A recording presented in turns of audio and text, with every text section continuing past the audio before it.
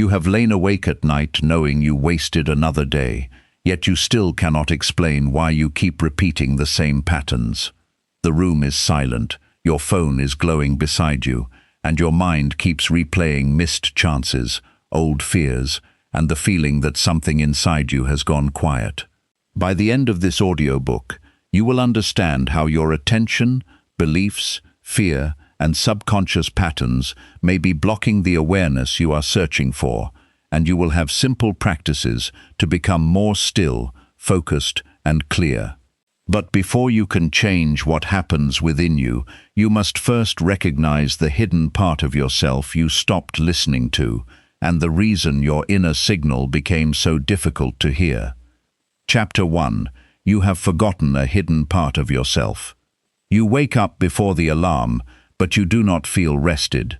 The room is quiet. Your phone is beside you. You reach for it before your feet touch the floor. Notifications wait. Messages wait. Problems wait. For a few seconds, you stare at the ceiling and feel something you cannot explain.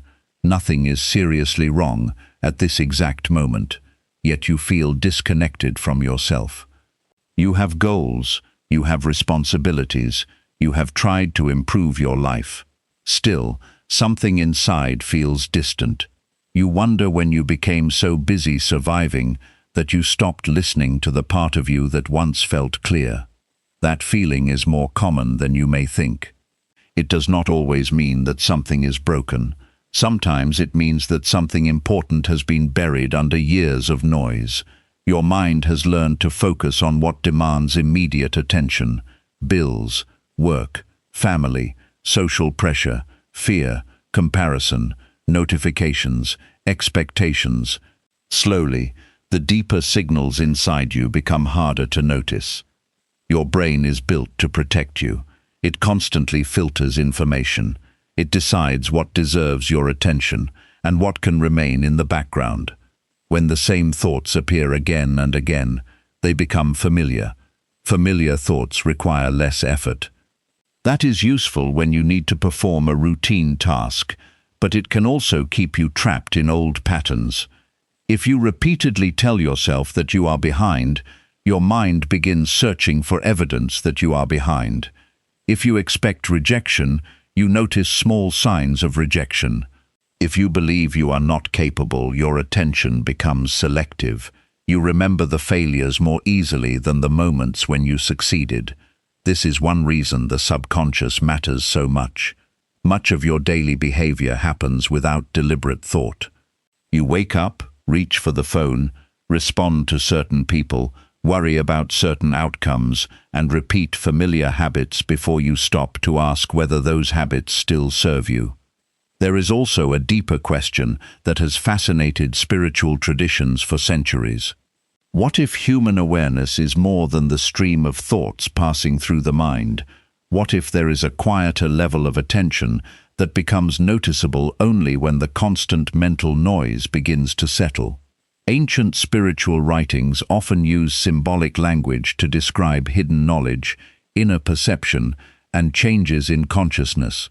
The Book of Enoch belongs to that ancient tradition. It contains visions and spiritual imagery, but it does not provide scientific evidence that a specific gland in the human brain was physically shut off or can literally be reactivated. That distinction matters. You do not need to turn a spiritual idea into a medical claim to explore what it can teach you. The useful question is not whether an ancient text secretly described a biological switch. The useful question is this: what part of your awareness have you stopped using?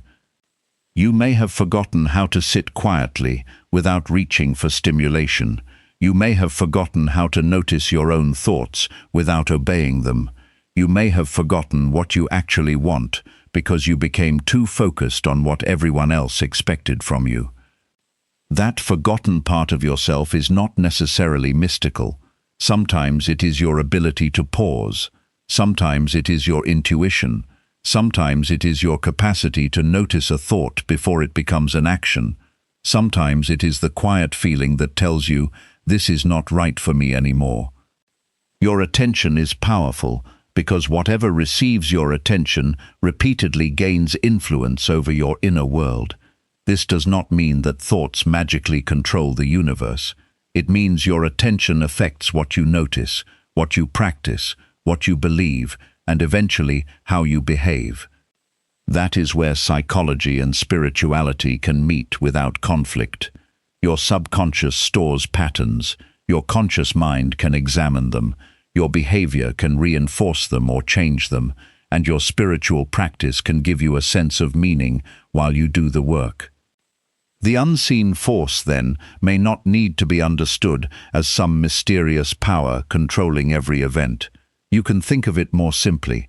There is a constant interaction between your inner state and the world around you. Your beliefs influence your choices. Your choices influence your experiences. Your experiences influence your beliefs. The cycle can work against you, or you can become conscious of it. Your first task is not to force yourself into a new personality. It is to become aware of what has been running automatically. Today, do something very simple. Take 10 quiet minutes without your phone. Sit somewhere comfortable. Keep your eyes open or closed. Set a timer for 10 minutes. Do not try to empty your mind. Instead, notice what appears. When a thought comes, silently say, "I notice this thought." Then return your attention to your breathing. If worry appears, notice it. If boredom appears, notice it. If an old memory appears, notice it. Your only job is to observe without immediately reacting. This exercise teaches your mind an important distinction. You are the person noticing the thought. You are not required to become the thought. After 10 minutes, write down one sentence.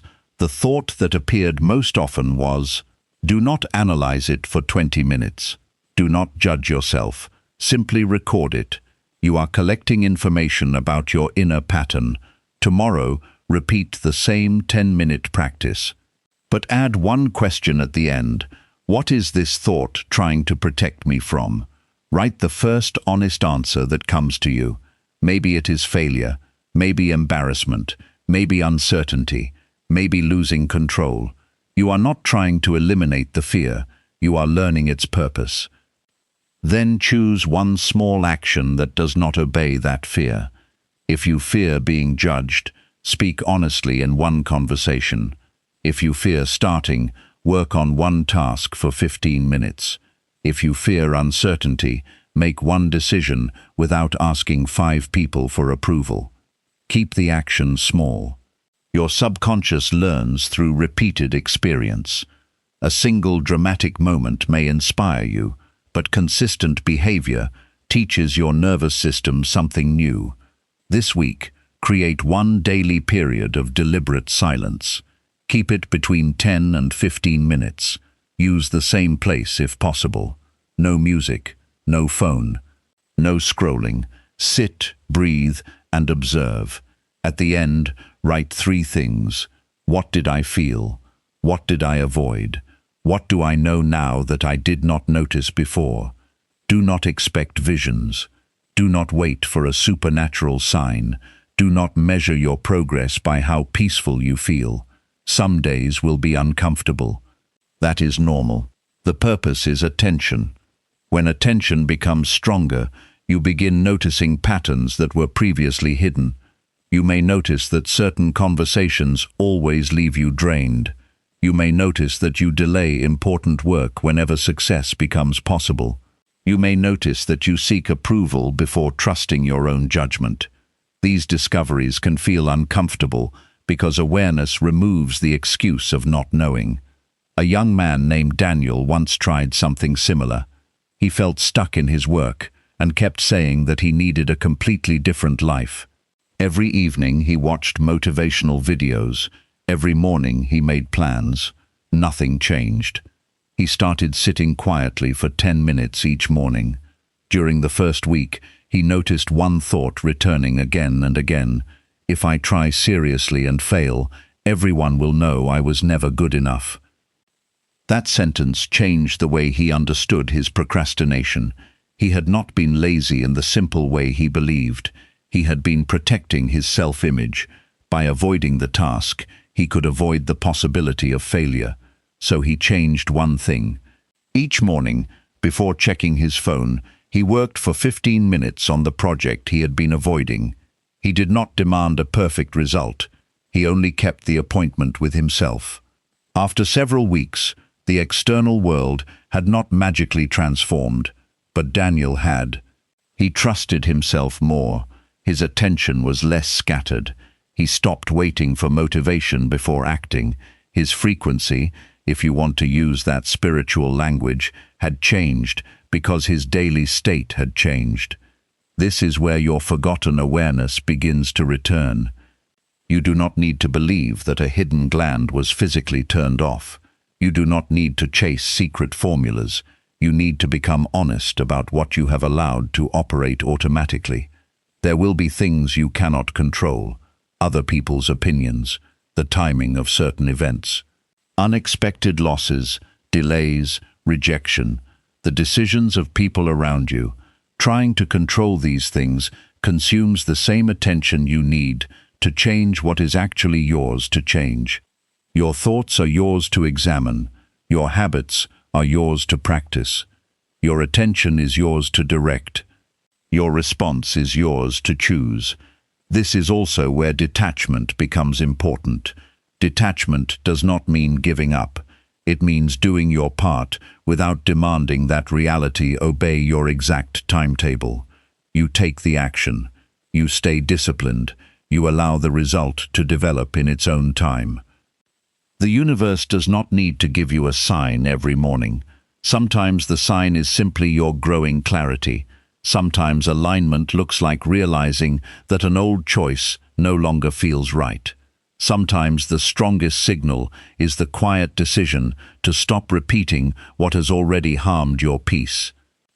Your hidden awareness does not return because you force it. It becomes clearer when you create enough silence to hear it. So take the challenge seriously. For the next 7 days, give yourself 10 quiet minutes every morning before you consume anything from the outside world. No phone, no social media, no news, no messages. Sit in silence. Observe your thoughts.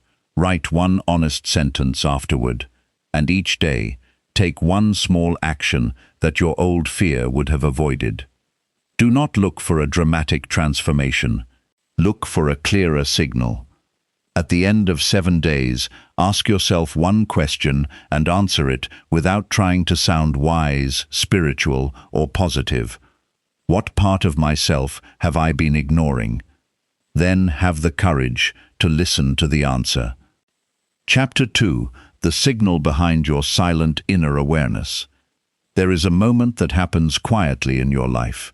You may not even notice it the first few times. You are sitting alone after a long day.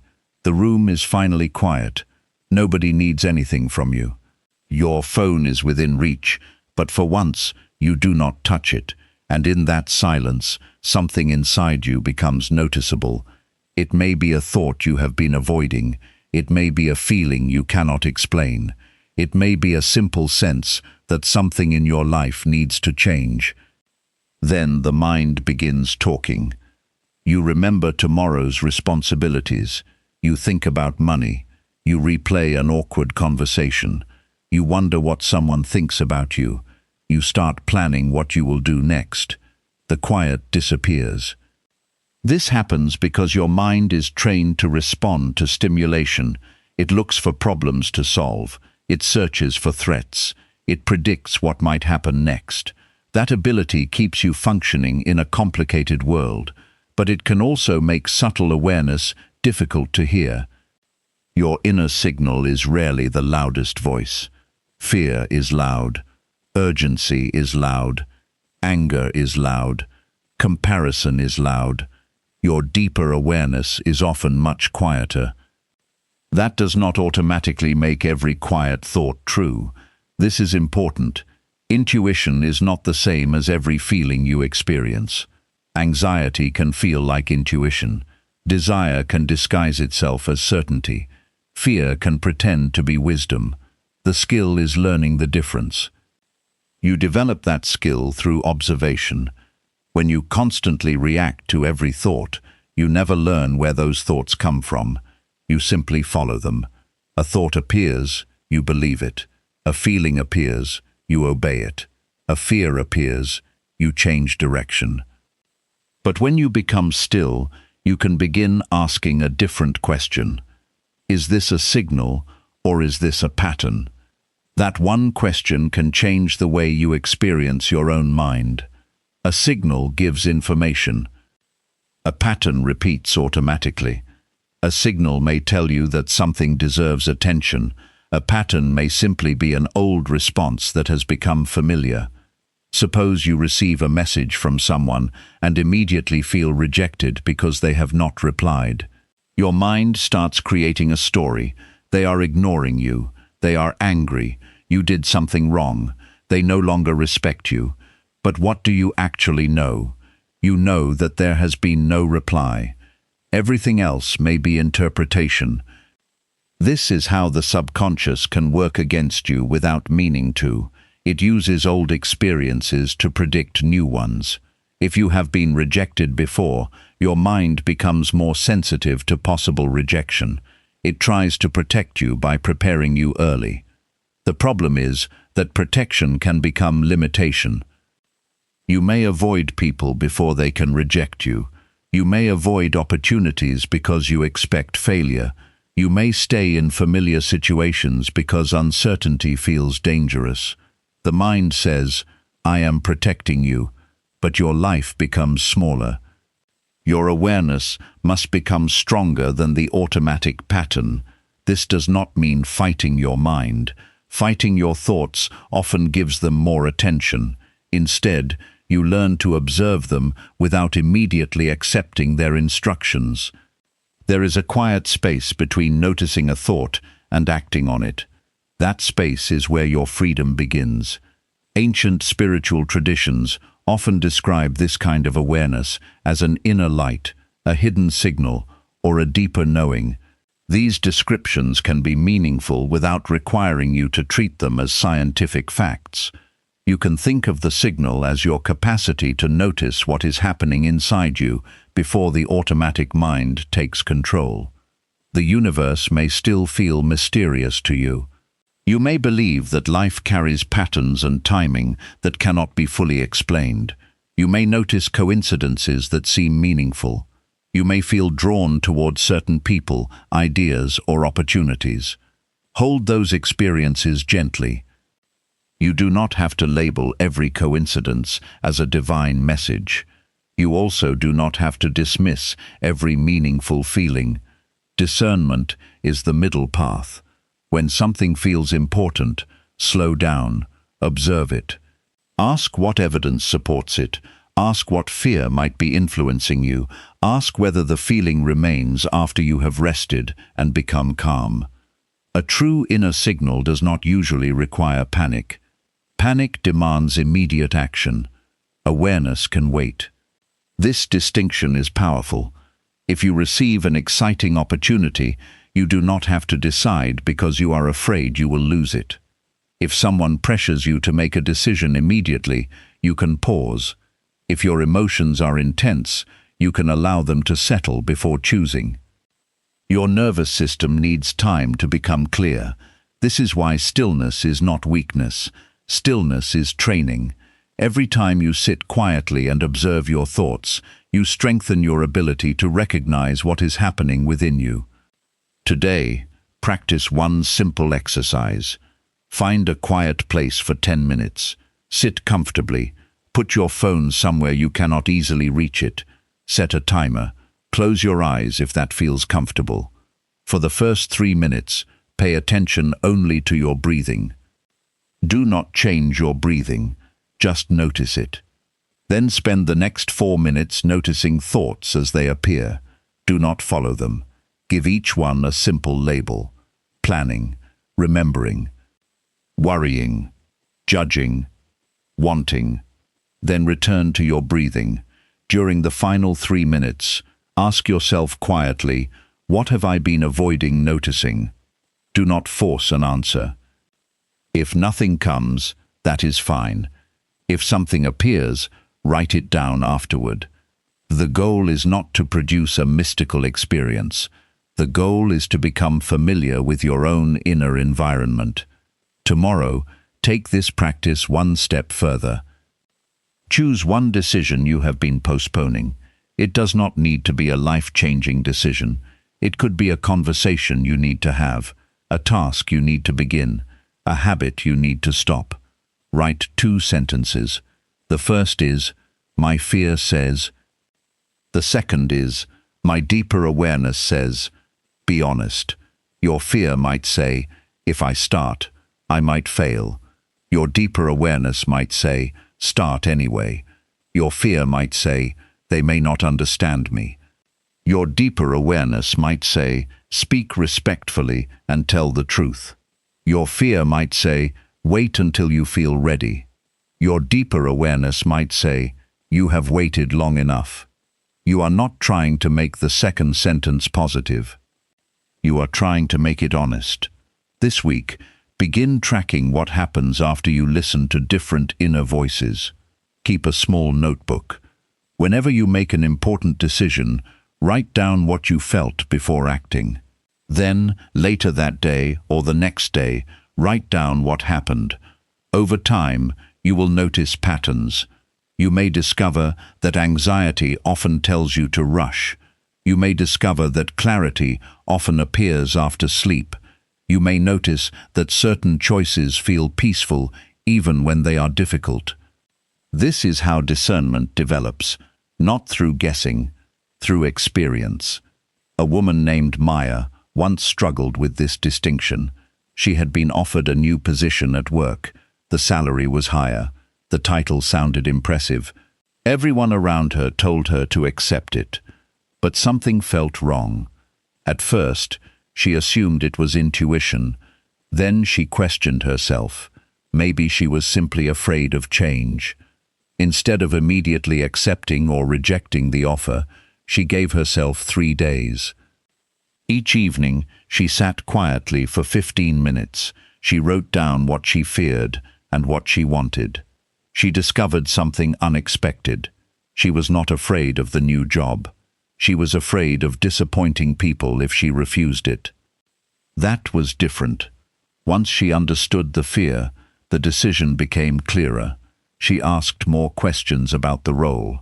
She discovered that the position required responsibilities she did not actually want. She declined the offer. Nothing supernatural happened. There was no dramatic sign in the sky, but she felt a quiet relief because the decision came from understanding rather than pressure. That is what stronger awareness can look like. It is not always spectacular. Sometimes it is simply the ability to hear yourself before the world tells you what to do. You may wonder whether your inner signal can influence your reality. In a practical sense, it can. When you become more aware, you make different choices.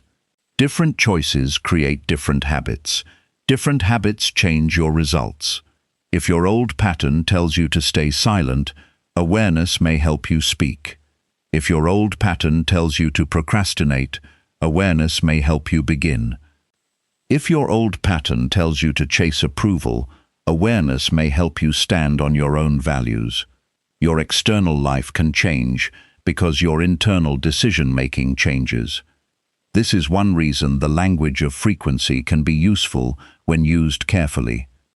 Your frequency does not have to mean a mysterious force that guarantees specific outcomes. You can use the word to describe the quality of your repeated inner state. If your days are filled with fear, distraction, resentment, and comparison, you will tend to behave from that state. If your days include calm attention, discipline, gratitude, and honest action, your choices begin to reflect that state. Your environment may not change immediately, but you change the way you meet it. That matters. There is another important lesson here. You cannot control every signal you receive. Some days your mind will be noisy. Some days you will feel confused. Some days you will make the wrong decision. Do not turn spiritual awareness into another reason to criticize yourself. You are learning. The goal is not perfect intuition. The goal is conscious participation in your own life. And sometimes conscious participation means accepting that you do not know. You may want the universe to give you a clear answer. You may want a perfect sign. You may want certainty before you move. But certainty is not always available. There are moments when the mature response is to gather what information you can, make the best decision available, and release the rest. That is where detachment begins. You act without demanding complete control. You listen without becoming obsessed with signs. You trust without abandoning reason. You remain open without becoming gullible.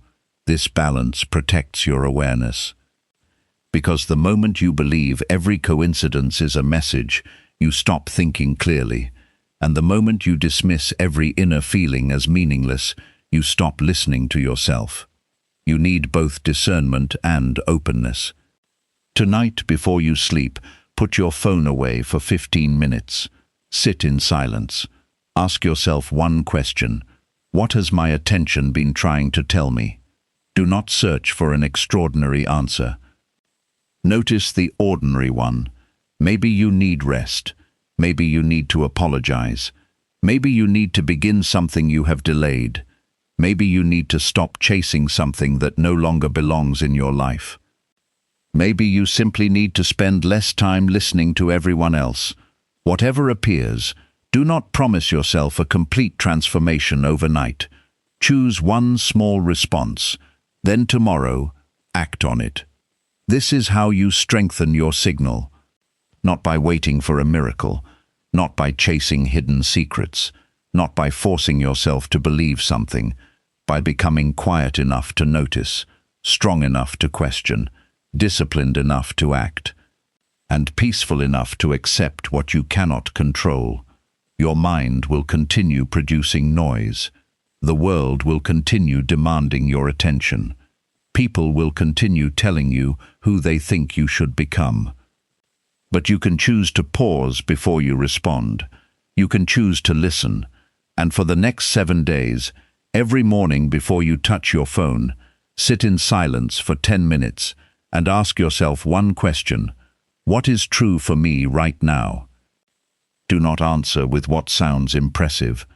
Do not answer with what other people expect. Do not answer with what you wish were true. Answer with what you honestly know. Then take one small action that respects that truth. Do this for 7 days, and when the noise rises, do not run from it. Listen carefully. There may be something beneath it that has been waiting for your attention. Chapter 3. Your subconscious holds the doorway within. You are driving home after a long day. The road is familiar. You have taken it hundreds of times. You stop at a red light and suddenly realize you have been thinking about something completely different. You cannot remember the last few minutes clearly. Your hands were driving. Your eyes were watching the road. But another part of your mind was somewhere else. This happens because your conscious attention is limited. You cannot actively think about everything at once. Your brain relies on patterns. It stores routines. It predicts what comes next. It allows familiar actions to happen with less effort. That hidden activity is part of what people commonly call the subconscious. You do not need to treat the subconscious as a mysterious supernatural machine.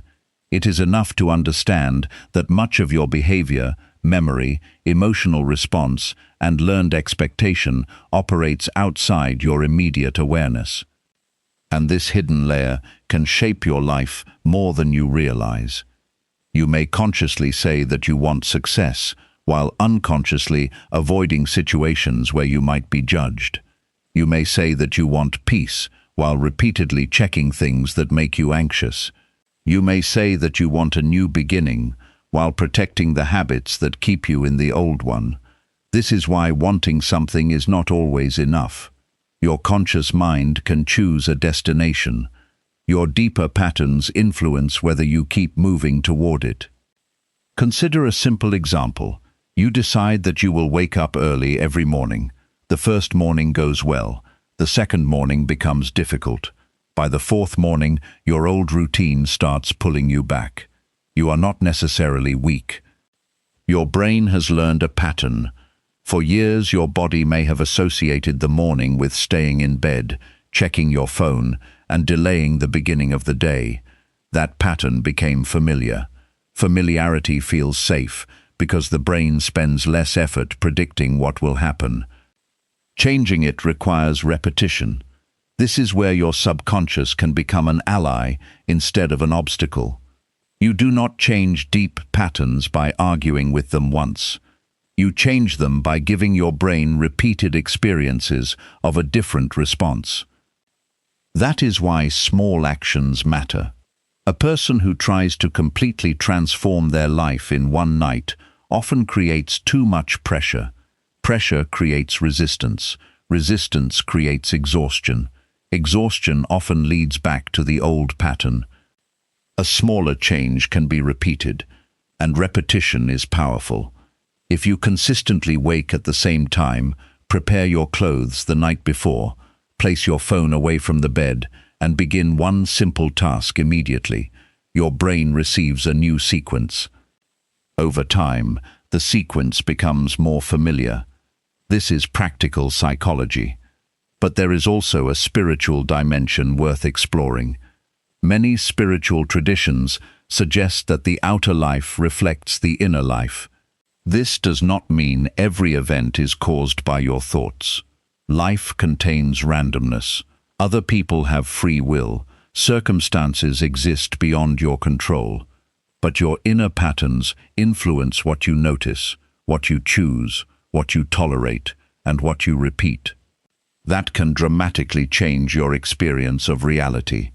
Two people can face the same opportunity. One sees danger, the other sees possibility. The opportunity is the same. Their internal patterns are different. Your subconscious is constantly filtering information. It decides what deserves attention based partly on what you have learned to consider important. If you repeatedly tell yourself, "Nobody respects me," you may become highly sensitive to moments that confirm it. If you repeatedly tell yourself, "I can learn difficult things," you may notice opportunities to practice. This does not mean positive thinking controls reality. It means beliefs influence attention. Attention influences behavior. Behavior influences outcomes. Outcomes then strengthen or challenge the belief. That cycle can continue for years unless you become conscious of it. So the doorway within is not some secret physical opening inside your brain. It is awareness. The moment you can observe one of your automatic patterns, you are no longer completely controlled by it. That is a powerful shift. You may notice yourself reaching for your phone every time you feel uncomfortable. Pause. Ask why. Maybe you are bored. Maybe you are anxious. Maybe you are avoiding a task. Maybe you simply need rest. The phone is not always the problem. The automatic escape may be. When you can remain present with discomfort for a few extra seconds, you begin teaching yourself that discomfort does not require immediate escape. That is subconscious training. Today, choose one automatic habit. Do not choose 10. Choose one. Maybe you check your phone immediately after waking. Maybe you eat while scrolling. Maybe you repeatedly check messages. Maybe you delay difficult work until late at night. Write down the habit. Then write 3 things beneath it. What triggers it? What do I usually feel before doing it? What do I get from doing it? Be honest. You may discover that the habit provides relief. That matters. A habit survives because it gives you something. Even unhealthy patterns usually offer a short-term reward. Scrolling may give stimulation. Avoiding work may give temporary relief. Seeking reassurance may reduce uncertainty for a few minutes. Understanding the reward helps you change the pattern without pretending it serves no purpose. Tomorrow, interrupt the habit once. Only once. If you normally reach for your phone when you feel anxious, wait 60 seconds. Put both feet on the floor. Take 3 slow breaths. Notice the feeling. Then decide whether you still want to reach for the phone. You are not forbidden from doing it. You are simply creating a choice where there used to be an automatic reaction. That 1-minute pause may look insignificant. It is not. You are practicing conscious control. This week, build one replacement pattern. Do not simply remove the old behavior. Give your mind another option. If you normally scroll for 30 minutes before working, replace the first 5 minutes with focused work. If you normally complain when something goes wrong, pause and ask, what can I control here? If you normally criticize yourself after making a mistake, write down one thing you learned. The replacement must be simple enough to repeat. You are creating a new pathway through repetition. A man named Arif discovered this when he tried to improve his finances. He kept telling himself that he needed to earn more money. He watched videos about business. He read about investing. He made plans. But every month he spent money whenever he felt stressed. He noticed that shopping was not really about the things he bought. It was about the feeling afterward. For a few minutes he felt successful. He felt in control. He felt like he was rewarding himself for a difficult week. Once he understood the pattern, he changed the moment before the purchase. Whenever he wanted something unnecessary, he waited 24 hours. During that time, he wrote down what he was feeling. At first, he still wanted to buy things. Then he began noticing something. The urge was strongest when he felt overwhelmed. He started taking a short walk instead. After several weeks, his spending decreased. More importantly, he understood himself better. The money was only part of the change. He had discovered the emotional trigger underneath the behavior. That is the kind of awareness you are building. You are not trying to control every thought. You are learning to recognize the relationship between thought, emotion, and action. There is another layer that deserves attention. Your subconscious does not only store habits, it also stores emotional associations. Maybe you learned early in life that making mistakes brought criticism, so now you avoid situations where mistakes are possible. Maybe you learned that asking for help made you feel weak, so now you struggle alone. Maybe you learned that love had to be earned, so now you constantly try to prove your worth. These patterns can remain active long after the original situation has disappeared. The adult you may understand something that the younger you never could. But the emotional pattern may still respond as if the old danger is present. This is why self-awareness requires patience. You cannot shame yourself into healing an old pattern. You can only become more conscious of it and gradually provide new experiences. When you make a mistake and respond with patience instead of self-attack, you teach yourself something new. When you set a boundary without feeling guilty for days, you teach yourself something new. When you rest without believing you are lazy, you teach yourself something new. When you pursue an opportunity without demanding certainty, you teach yourself something new. Your subconscious learns through experience. This is where the idea of reprogramming can be understood in a grounded way. You are not pressing a secret button. You are practicing a different response, often enough that it becomes more familiar. Your frequency changes because your repeated state changes. Your attention changes. Your behavior changes. Your relationship with yourself changes. And eventually, your choices change. You may also begin noticing what spiritual teachers call synchronicity. A conversation happens at the right time. You discover information that speaks directly to a question you have been considering. You meet someone who introduces you to a new possibility. These moments can feel meaningful. Enjoy them, but stay grounded. Do not surrender your judgment to them. A meaningful coincidence can inspire you. It should not replace your ability to think. The universe, if you understand it spiritually, does not need you to abandon reason. You can remain open and discerning at the same time. This balance is important because your subconscious can also create false certainty. When you strongly want something, your mind may interpret neutral events as proof that it will happen. That is why awareness must come before manifestation. Before asking, "How can I make this happen?" ask, "What pattern inside me is influencing what I expect?" That question brings you back to yourself. You may discover that you are chasing something because you genuinely value it, or you may discover that you want it because you believe it will finally make other people respect you. Those are very different motivations. One creates alignment, the other creates dependence. You cannot control whether everyone approves of you.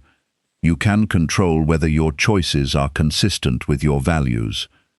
That is where inner freedom grows. Tonight, before sleep, take a piece of paper. Write down one repeated behavior that you want to understand. Do not write the behavior you think sounds impressive. Write the one that honestly bothers you. Then complete this sentence. I usually do this when I feel. Write the first honest answer. Then complete. What I am really seeking in that moment is. Again, be honest. Maybe you want relief, maybe reassurance, maybe control, maybe attention, maybe escape. Then ask one final question. What healthier action could give me part of that same need? You do not have to solve the entire pattern tonight. You only need to see it. Awareness is the beginning of change, because you cannot consciously change what you refuse to notice. And there is one more thing you must remember. Do not become obsessed with fixing yourself. You are not a broken machine. You are a human being with learned patterns. Some patterns helped you survive earlier seasons of your life. They may simply no longer fit the person you are becoming. Thank them if you need to. Then choose differently. You cannot control what happened before. You cannot rewrite another person's behavior. You cannot force the universe to follow your preferred timeline. But you can decide what you practice today. You can decide what you repeatedly give your attention to. You can decide which thoughts deserve examination and which ones can pass without your obedience. That is where the doorway within becomes real. Not as a secret gland, not as a supernatural shortcut, but as the growing ability to see your own mind clearly. For the next 7 days, choose one automatic pattern and study it without judgment. Notice when it appears. Notice what triggers it. Notice what feeling comes first. Notice what reward follows. Then interrupt it once each day and choose a different response. One interruption. One conscious choice. One small act of discipline. Do not demand instant transformation. Give your subconscious time to learn. And when the old pattern returns, do not call it failure. Pause. Breathe. Observe. Then choose again, because the moment you can choose again, you are no longer living entirely from yesterday's programming. You are teaching your mind something new. And tomorrow, when the old voice speaks, listen carefully. Do not ask only, what is it saying? Ask the deeper question, who do I become if I keep obeying it? Chapter 4. Awakening begins. When you question old beliefs. You are sitting at a table with your phone in your hand. You have just watched someone online announce a success that you secretly wish were yours. A new business, a new home, a better body, a perfect relationship. For a moment, you feel behind. You tell yourself that other people are moving forward, while you are standing still. Then another thought appears. Maybe I am just not capable. It sounds like a simple thought, almost harmless. You have heard versions of it many times. Maybe someone said it to you when you were young. Maybe you created it after a painful failure. Maybe you learned it by watching people around you. And because you have heard it so often, you no longer question it, you believe it. This is how an old belief becomes invisible. The most powerful beliefs are not always the beliefs you defend. They are often the ones you never think to examine. You may believe that success requires suffering. You may believe that money changes people. You may believe that you are naturally bad at certain things. You may believe that people always leave. You may believe that you must please everyone. You may believe that your past determines your future. You may believe that you have to wait until you feel confident before taking action. Some of these beliefs may contain a small piece of truth. That is what makes them difficult to recognize. A belief can begin with a real experience and slowly become a rule that controls your entire life. You failed once. Your mind says, I am a failure. Someone rejected you. Your mind says, nobody will choose me. You trusted someone and were hurt. Your mind says, never trust again. You made a mistake in public. Your mind says, never risk looking foolish. The event happened once. The belief repeats thousands of times. This is why awakening begins with questions, not answers. Questions. When you question an old belief, you create distance between yourself and the belief. You stop treating it as a fact and begin examining it as information. That small change can create enormous freedom. A belief is not always reality. It is a mental model. Your brain uses mental models because they make life easier to navigate. You cannot analyze every possible outcome every second, so your mind creates shortcuts. If something hurt you before, your brain may warn you to avoid it again. If something worked before, your brain may encourage you to repeat it. If a person or situation seems familiar, your brain may respond based on what it already knows. This system is useful, but it is not perfect. Your brain can learn from incomplete information. It can mistake repetition for truth. It can mistake fear for wisdom. It can mistake familiarity for safety. And it can hold on to beliefs long after the original reason for them has disappeared. Think about a child who is told repeatedly that they are not good at speaking. Maybe they were shy. Maybe they once forgot their words during a presentation. Maybe someone laughed at them. Years later, that child becomes an adult who avoids public speaking, meetings, interviews, and opportunities that require confidence. They may say, I am just not that kind of person. But what if that is not their identity? What if it is a learned expectation? That question changes everything. You are not required to accept every conclusion your mind has made about you. You can investigate. You can test. You can update. This is where spiritual awareness becomes practical. Awakening does not have to mean seeing visions or experiencing something supernatural. It can mean waking up from an unconscious belief. It can mean noticing that you have been living according to someone else's definition of who you should be.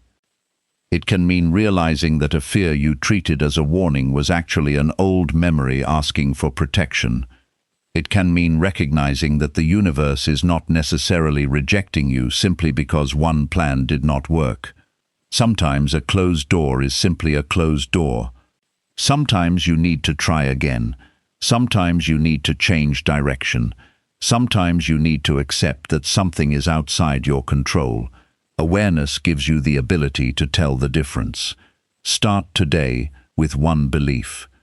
Choose something you often say about yourself. I am bad with money. I am unlucky. I am not disciplined. I always ruin relationships. I am too old. I am too young. I never finish anything. I cannot change. Write the sentence exactly as you think it. Then ask, when did I first start believing this? Do not force yourself to find a dramatic childhood memory. Maybe the belief started 5 years ago, maybe last year, maybe last month. Then ask, what happened that made this belief feel true? Write the event. Now ask the most important question. What evidence exists that this belief is not completely true? You are not trying to prove yourself amazing. You are looking for accuracy. Maybe you say you are undisciplined, but there are areas where you are consistent. Maybe you say you are bad with money, but you have successfully saved before. Maybe you say you cannot trust anyone, but there are people who have treated you with honesty. Maybe you say you always fail, but you can name several things you completed. The purpose is not positive thinking. The purpose is balance.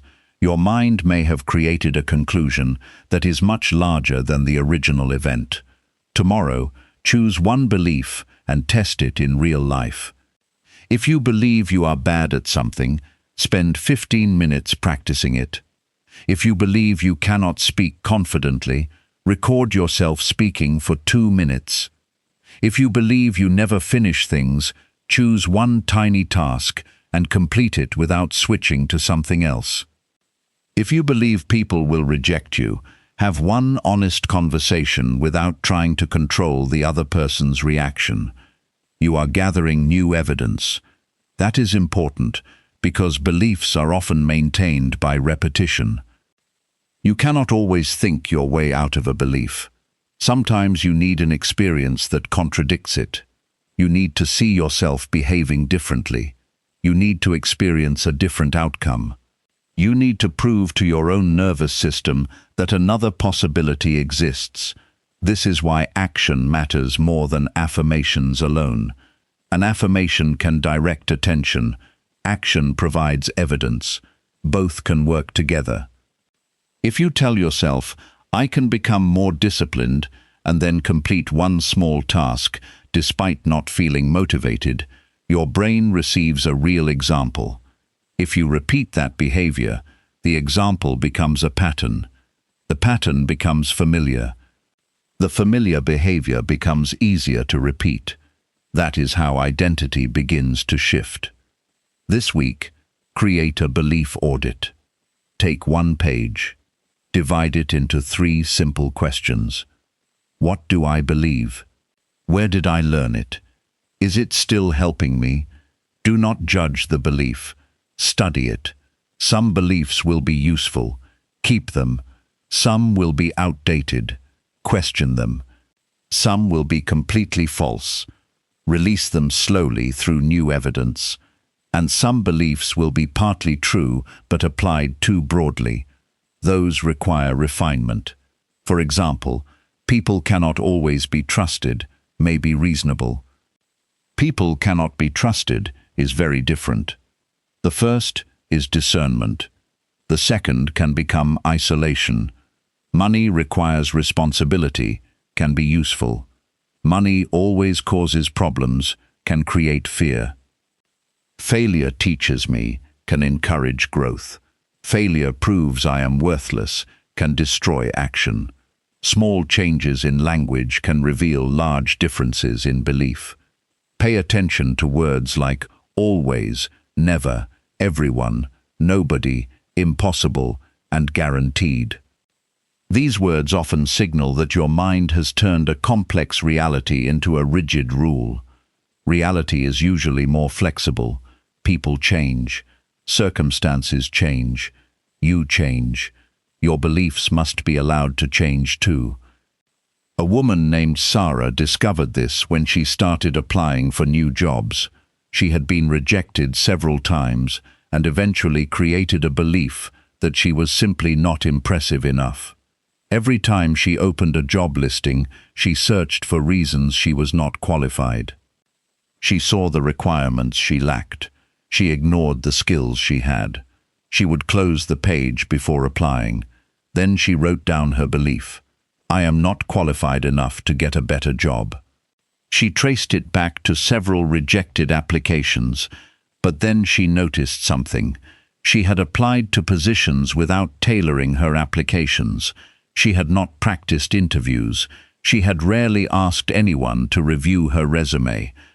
The belief was not based on complete evidence. It was based on repeated disappointment. She changed her approach. For 1 week, she focused on improving one skill and preparing one application properly. She applied. She received an interview. She did not get the first job, but she received feedback. Then she applied again. A few weeks later, she received an offer.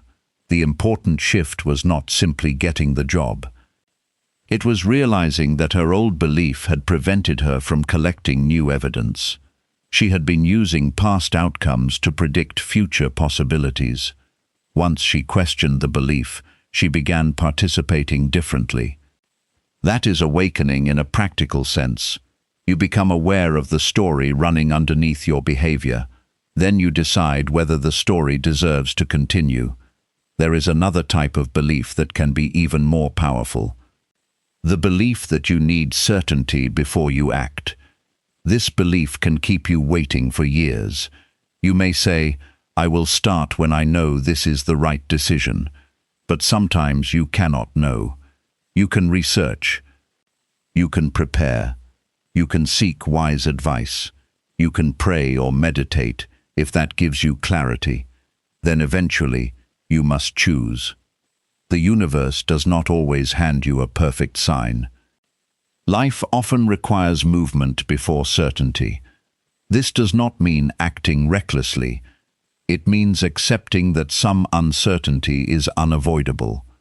You can make a thoughtful decision and still accept that the outcome is not completely yours to control. That is where trust becomes stronger than fear. Trust does not mean believing that everything will happen exactly as you want.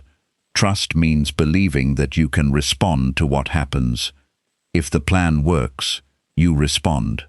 If the plan fails, you learn. If someone leaves, you grieve and continue. If an opportunity appears, you evaluate it. If an opportunity disappears, you release it. You remain present, instead of allowing one event to define your entire identity. This is detachment from old conclusions. You do not need to detach from your goals. Detach from the demand that your goal must happen in one specific way. Detach from the belief that one rejection defines your worth. Detach from the idea that one delay means you are cursed. Detach from the habit of turning temporary circumstances into permanent identities. Your life is still being written by your choices. That does not mean you control everything. It means your next choice still matters. Tonight, sit somewhere quiet for 10 minutes. Write down one belief that has been controlling your decisions. Then ask yourself, is this absolutely true? What evidence supports it? What evidence challenges it? Who would I be without this belief? Do not rush the answers. You may feel resistance. That is normal. Old beliefs often protect an old version of you. Questioning them can feel unsafe because the familiar identity begins to loosen. Stay calm. You do not need to destroy your old identity in one night. You only need to stop treating every old thought as a command. Tomorrow, choose one belief and take one action that challenges it.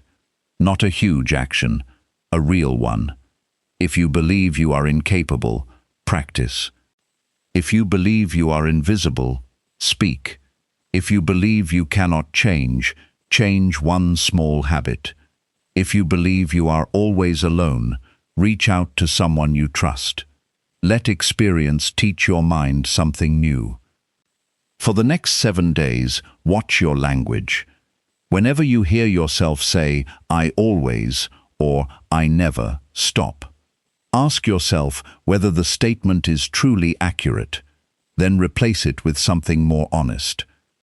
"I have struggled with this. I have not learned this yet. I reacted this way before. I am practicing a different response. These statements are not excuses. They are open doors. And that is the challenge before you now. Find one belief you have carried for years. Do not attack it. Do not defend it. Question it. Trace where it came from. Test whether it is still true. Then take one action that gives your mind new evidence. You may discover that the greatest barrier in front of you was never the future. It was an old conclusion about yourself. And once you stop treating that conclusion as permanent, you give yourself permission to become someone your old beliefs never expected you to be. Chapter 5. Your mind can restore what fear suppressed.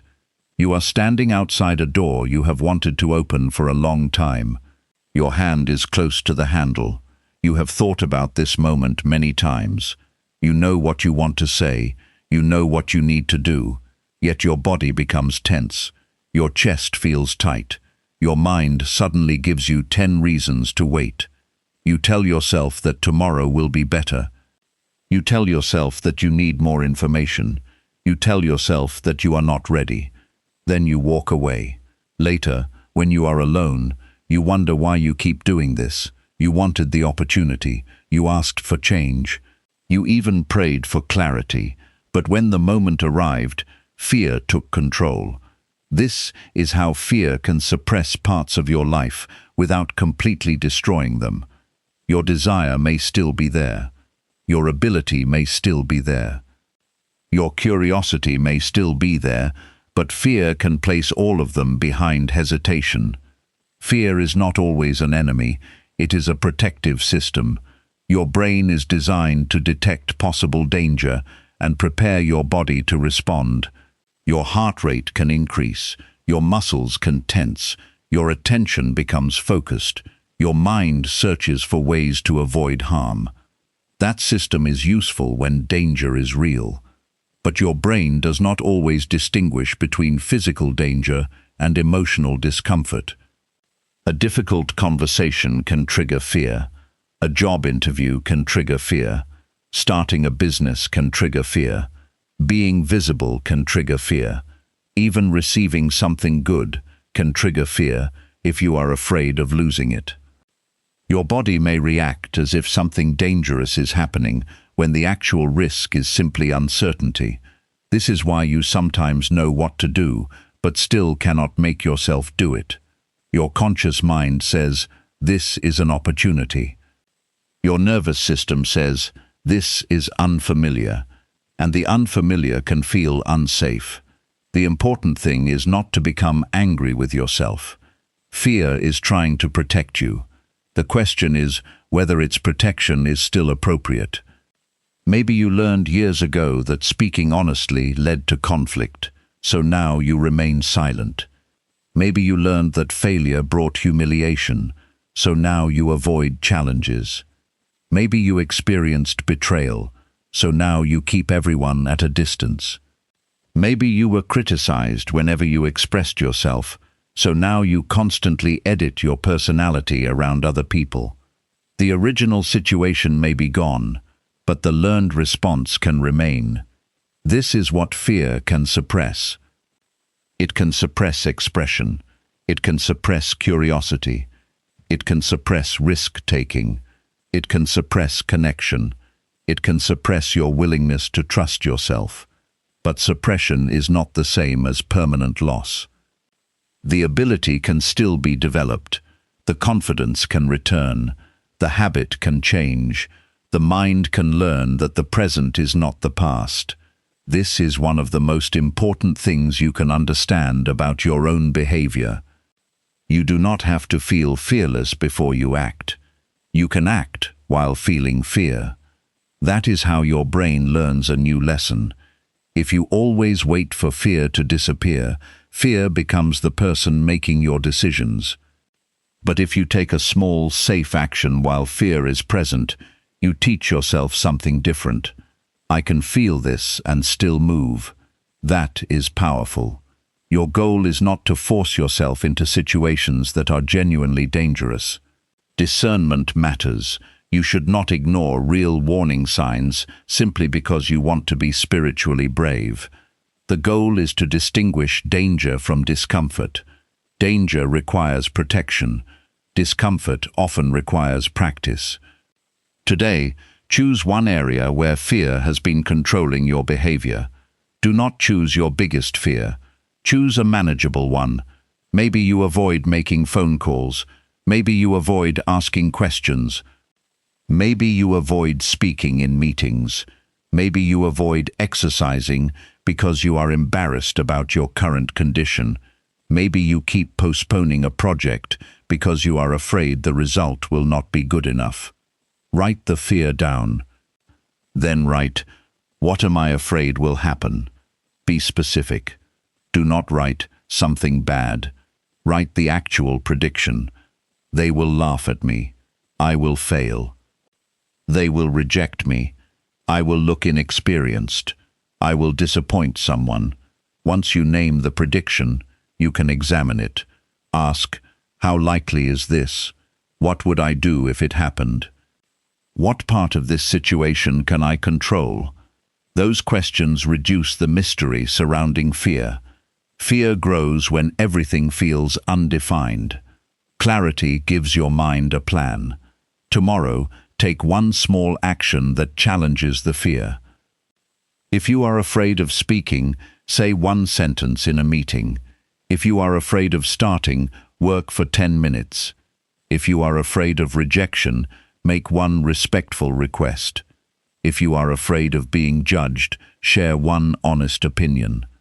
Keep the action small enough that you can complete it, then stop. Do not immediately increase the difficulty. Your nervous system needs repeated experiences of safety and capability. One small success gives you evidence. Another gives you more. Over time, the brain begins updating its prediction. The situation that once felt impossible becomes familiar.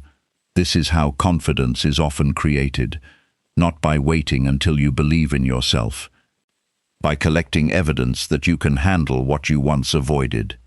There is also a second practice you should use this week.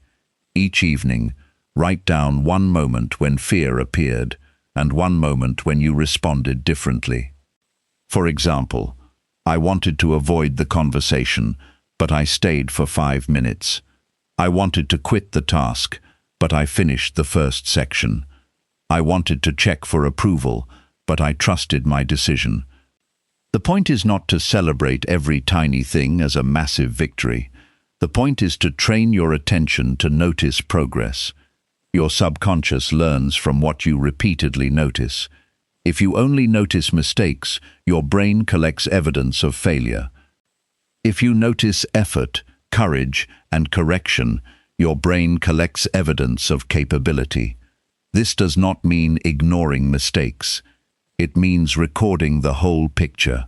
You can make a mistake and still be capable. You can feel fear and still act wisely. You can fail at one attempt and still be moving forward. These distinctions matter. A man named Daniel learned this when he decided to speak more openly at work. He had good ideas but rarely shared them. He assumed other people knew more than he did. Whenever a discussion became serious, he stayed quiet. Afterward, he would think of the exact point he should have made. He became frustrated with himself.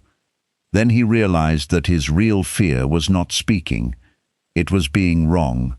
He had built an identity around being the person who never made mistakes. So he started with one simple rule. Once during every meeting, he would ask one useful question. He did not need to give a brilliant opinion. He only needed to participate once. The first few meetings felt uncomfortable. Then something changed. People responded normally. Nobody laughed. Nobody attacked him. Some people appreciated his questions. After several weeks, he began offering short opinions. His personality had not suddenly changed. His brain had collected new evidence. Speaking was not as dangerous as his fear predicted. The part of him that had been silent had not disappeared. It had been waiting for enough safety to become active again. This is why you should be careful with the idea that something inside you has been permanently shut off. Your awareness may feel distant, your confidence may feel weak, your intuition may feel unclear. But feeling disconnected does not prove that something has been physically damaged or permanently switched off. Often, what feels lost has been neglected, and neglected abilities can be practiced again. You can become attentive again. You can become curious again. You can become disciplined again. You can learn to trust your judgment again. You can become comfortable with silence again. You can rebuild your relationship with yourself. The process may feel spiritual because inner change can affect how you experience the world.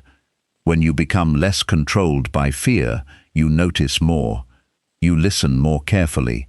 You recognize opportunities you previously ignored. You communicate more honestly. You become less reactive. You may call this alignment. You may call it healing. You may call it maturity. The label is less important than the change. What matters is that you are becoming more conscious of how fear influences your choices. There is another form of fear that deserves your attention. Fear of success.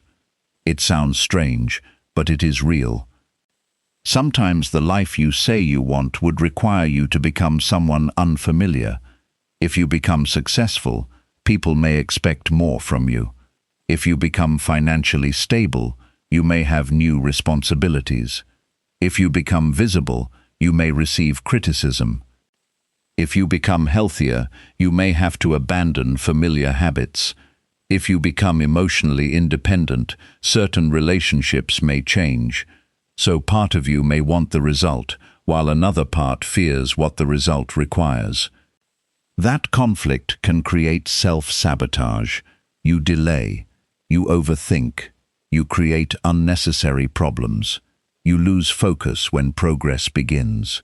If you notice this pattern, do not shame yourself. Ask a better question. What would change in my life if I actually received what I say I want? Write down the answer. Maybe you would have to set boundaries. Maybe you would have to work consistently. Maybe you would have to stop seeking approval. Maybe you would have to leave an environment that no longer supports you. Sometimes the fear is not about getting what you want. It is about becoming responsible for it. That is why genuine transformation requires discipline. You cannot simply ask the universe for a new life while continuing to protect every old habit. Manifestation without action becomes fantasy. Action without awareness becomes exhaustion. You need both. You need clarity about what you want. You need awareness of what blocks you. You need consistent behavior that supports the direction you have chosen. And you need detachment from the exact timing of the result. You can control the practice. You cannot control every outcome. That truth can reduce pressure. Suppose you want to start a creative project. You cannot control whether everyone will like it. You can control whether you create. You cannot control whether someone gives you an opportunity. You can control whether you prepare. You cannot control how quickly your progress becomes visible. You can control whether you continue. This is where trust becomes practical. You trust yourself to take the next step. You do not demand that the entire road become visible first. You do not need perfect certainty. You need enough clarity for the next action. Tonight, sit quietly for 10 minutes. Place one hand on your chest if that feels comfortable.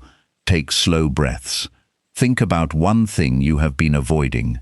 Do not force yourself to act immediately. Ask, what is fear protecting me from? Then ask, what is fear costing me?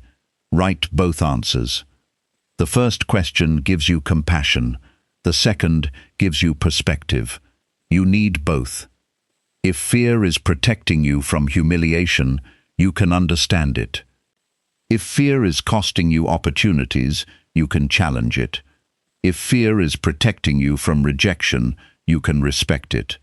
If fear is costing you connection, you can decide whether the protection is still worth the price. This is how you stop fighting yourself. You listen to the protective part. Then you choose. For the next 7 days, practice one small act of courage each day. Do not choose reckless acts. Choose honest acts. Make the call. Start the task. Ask the question. Set the boundary. Speak the truth respectfully. Take the walk. Apply for the opportunity. Turn off the phone and sit with yourself. Do one thing that fear has been delaying. Then release the demand for a specific outcome.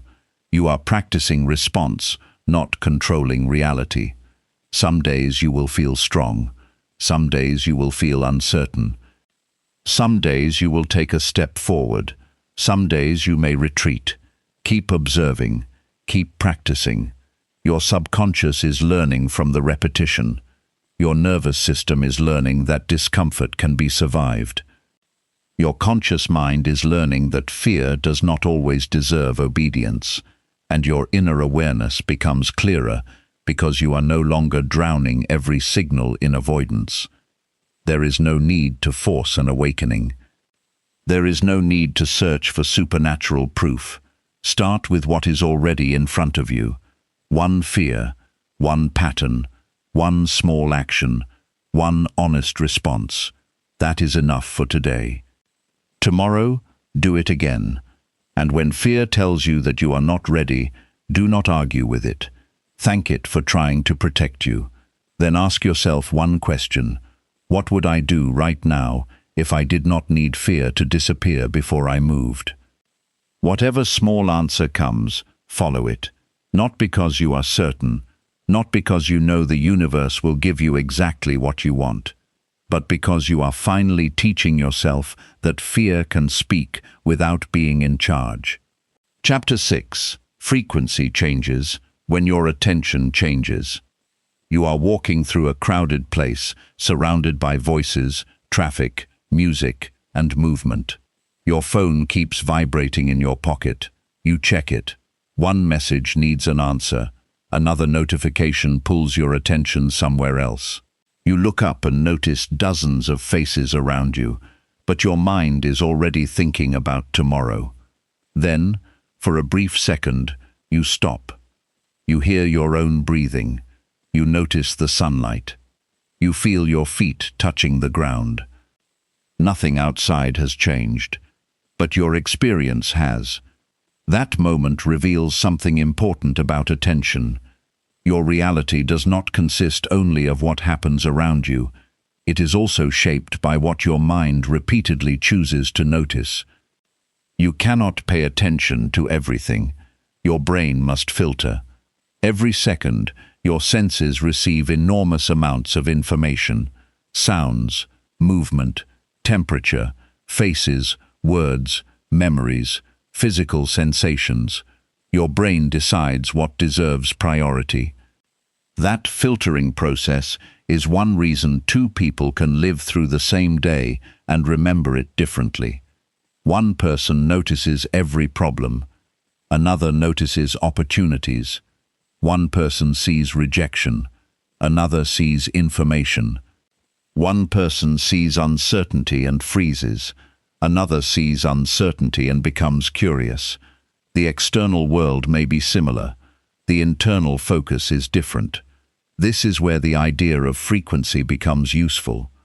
You may have heard people say that your frequency determines what you attract. That statement can become confusing if you treat it as a literal scientific law. Your thoughts do not magically control every event that happens to you. But there is a practical truth underneath the spiritual language. What you repeatedly focus on influences your emotional state. Your emotional state influences your behavior. Your behavior influences what you notice, what you pursue, what you avoid, and how other people respond to you. That creates patterns. And patterns can feel like a frequency. Think about a morning when you wake up already expecting the day to go badly. You check your phone. You see a negative message. You hear one piece of bad news. You become irritated. Then someone says something harmless, but you interpret it negatively. Your mood drops further. You make less effort.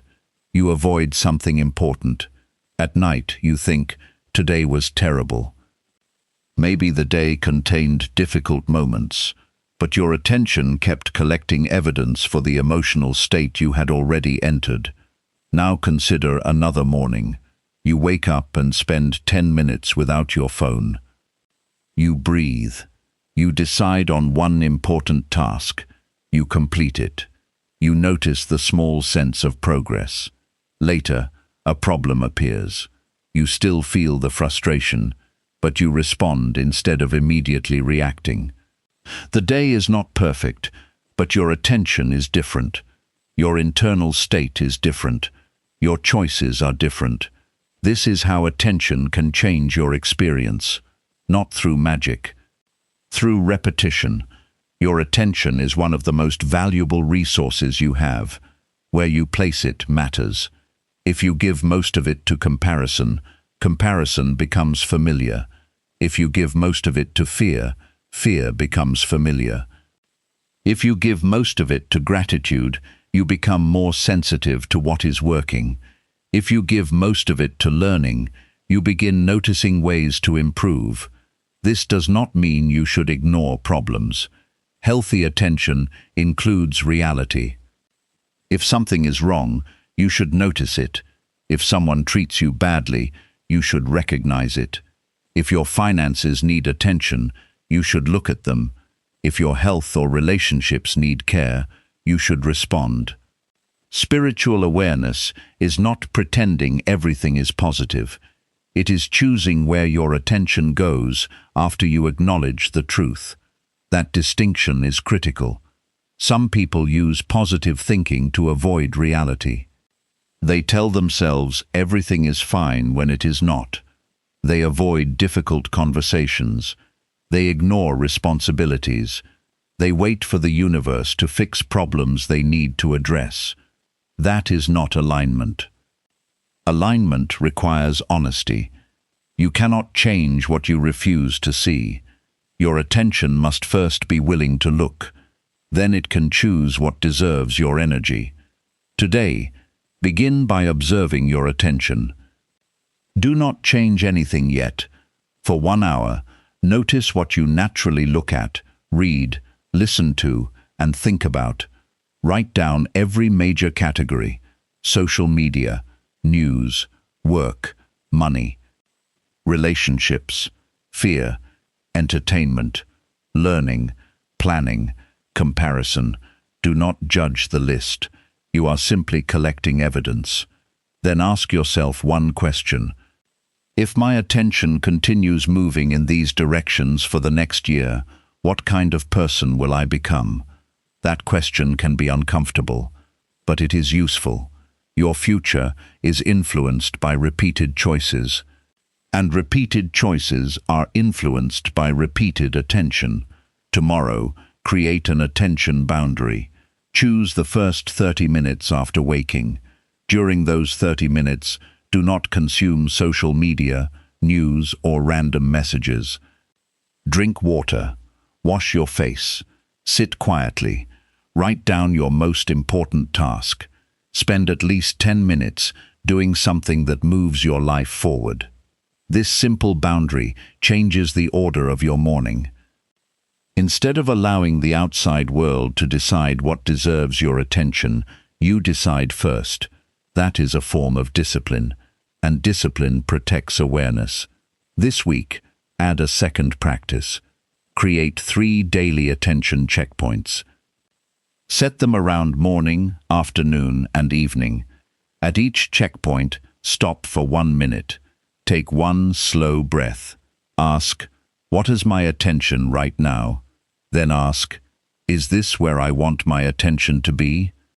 If the answer is no, redirect it. You may be working but thinking about an argument. You may be resting but worrying about tomorrow. You may be talking to someone but checking your phone. You may be trying to sleep while replaying an old event. Notice it, then return. You are training the ability to come back. That ability is more important than perfect focus. Your mind will wander. It will worry.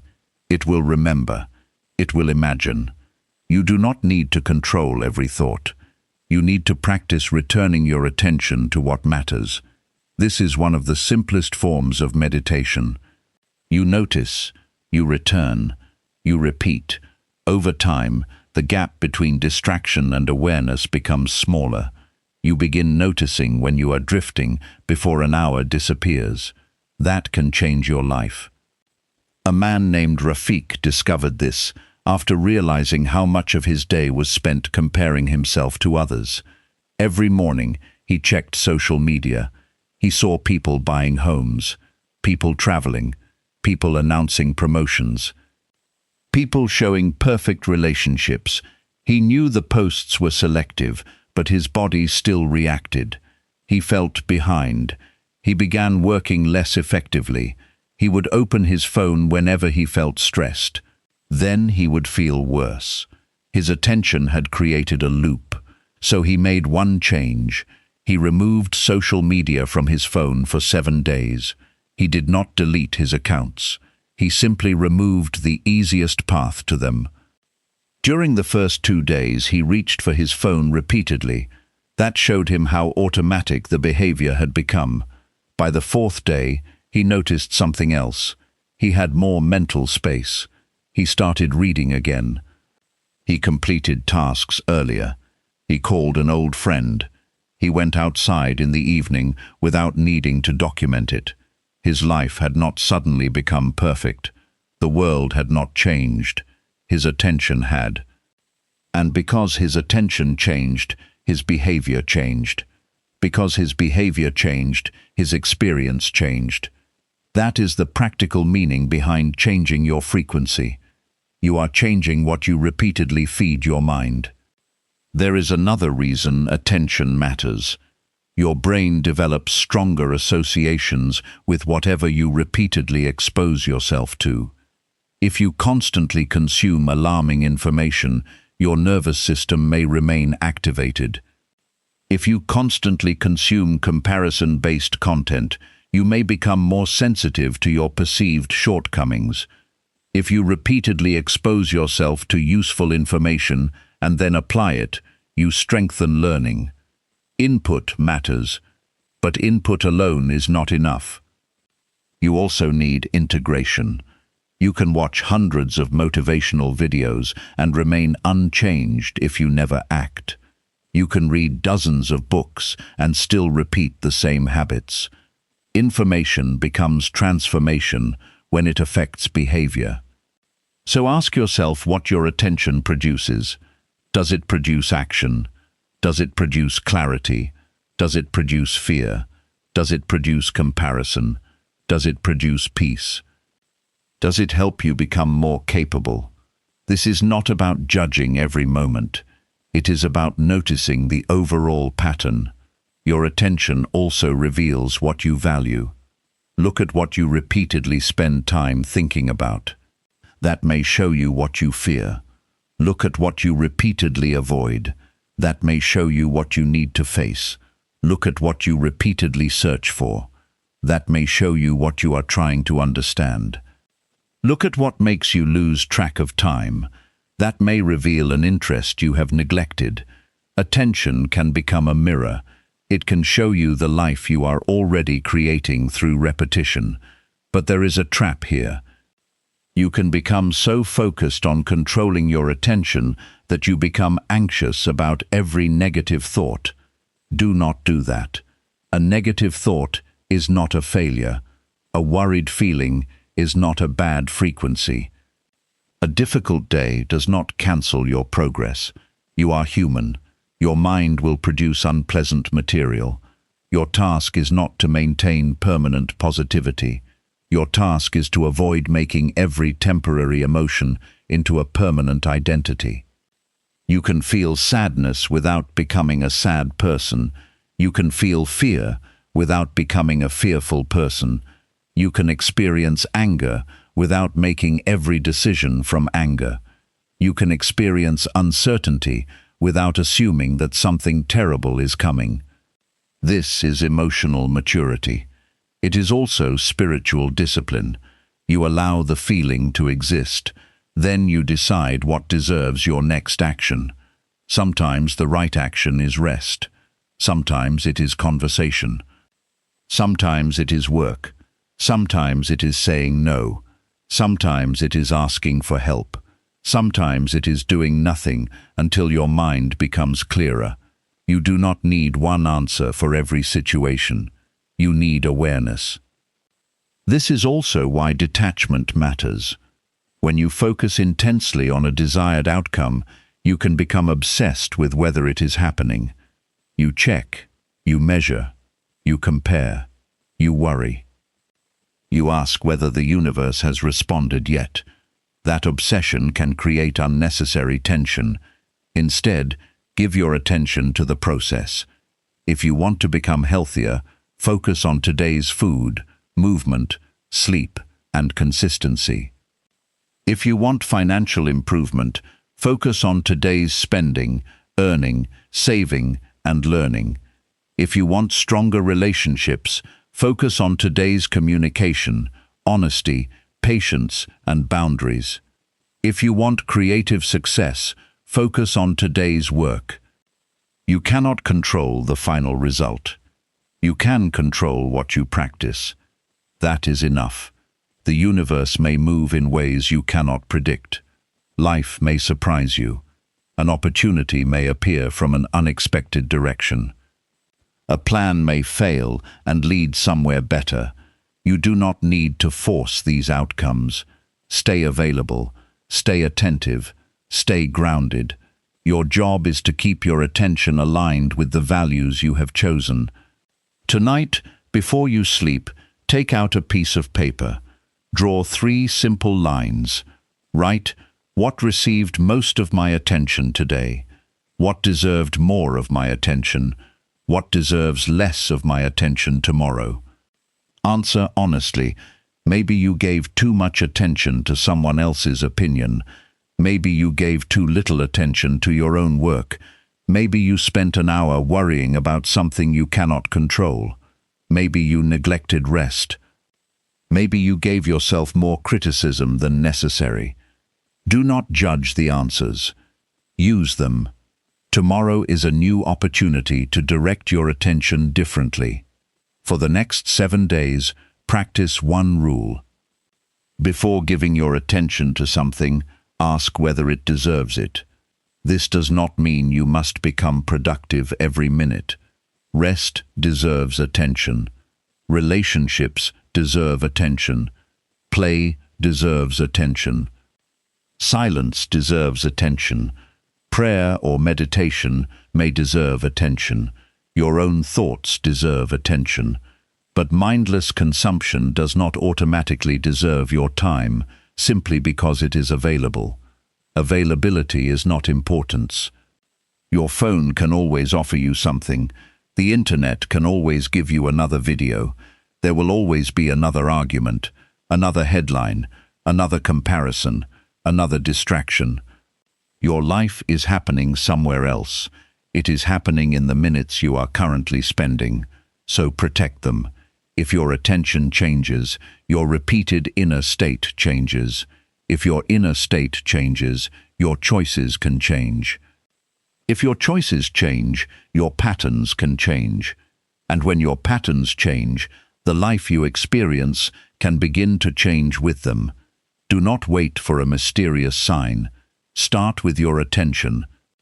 For the next 7 days, notice where your mind goes. Notice what pulls it. Notice what strengthens you. Notice what drains you. Then make one deliberate choice each day to place your attention somewhere that supports the person you want to become. And when you catch yourself drifting back into old patterns, do not become frustrated.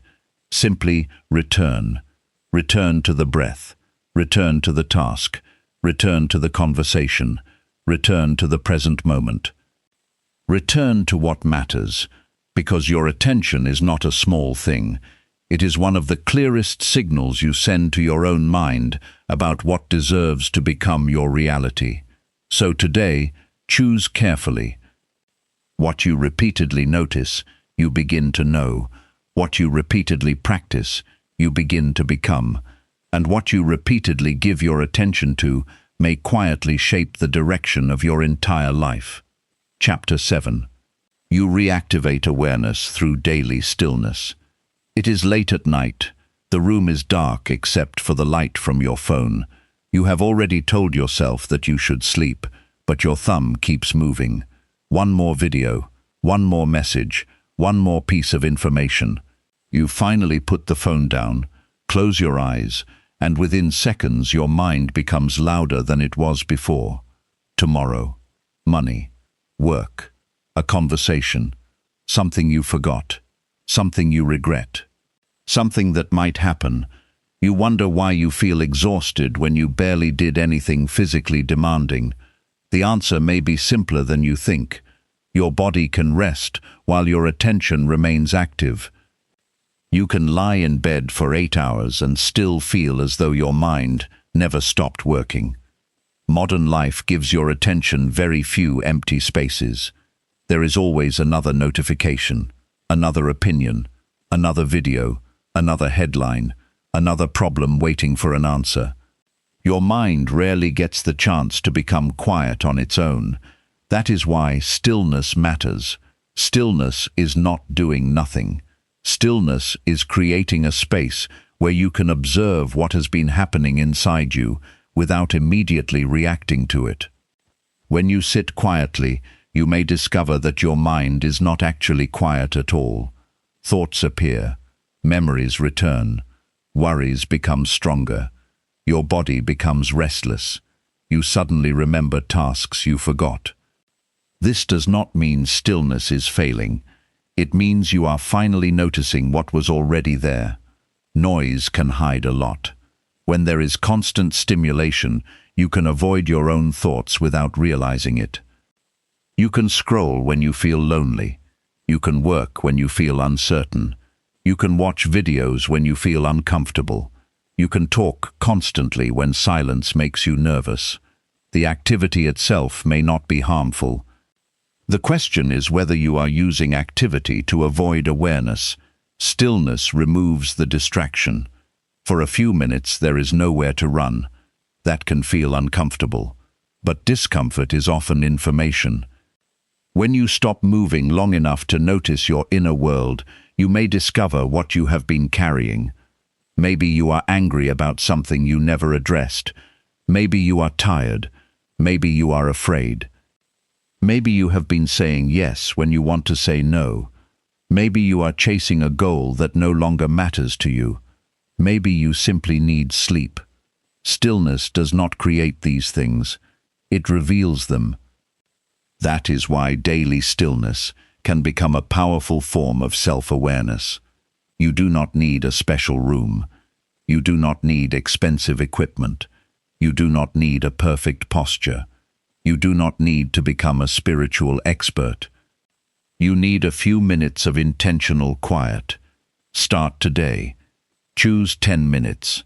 Put your phone in another room. Sit in a chair with your feet touching the floor. Set a timer for 10 minutes. Keep your back comfortable. Close your eyes if you want.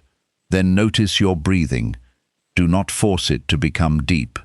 Do not try to control every breath. Simply feel the air moving in and out. When a thought appears, notice it. When a sound appears, notice it.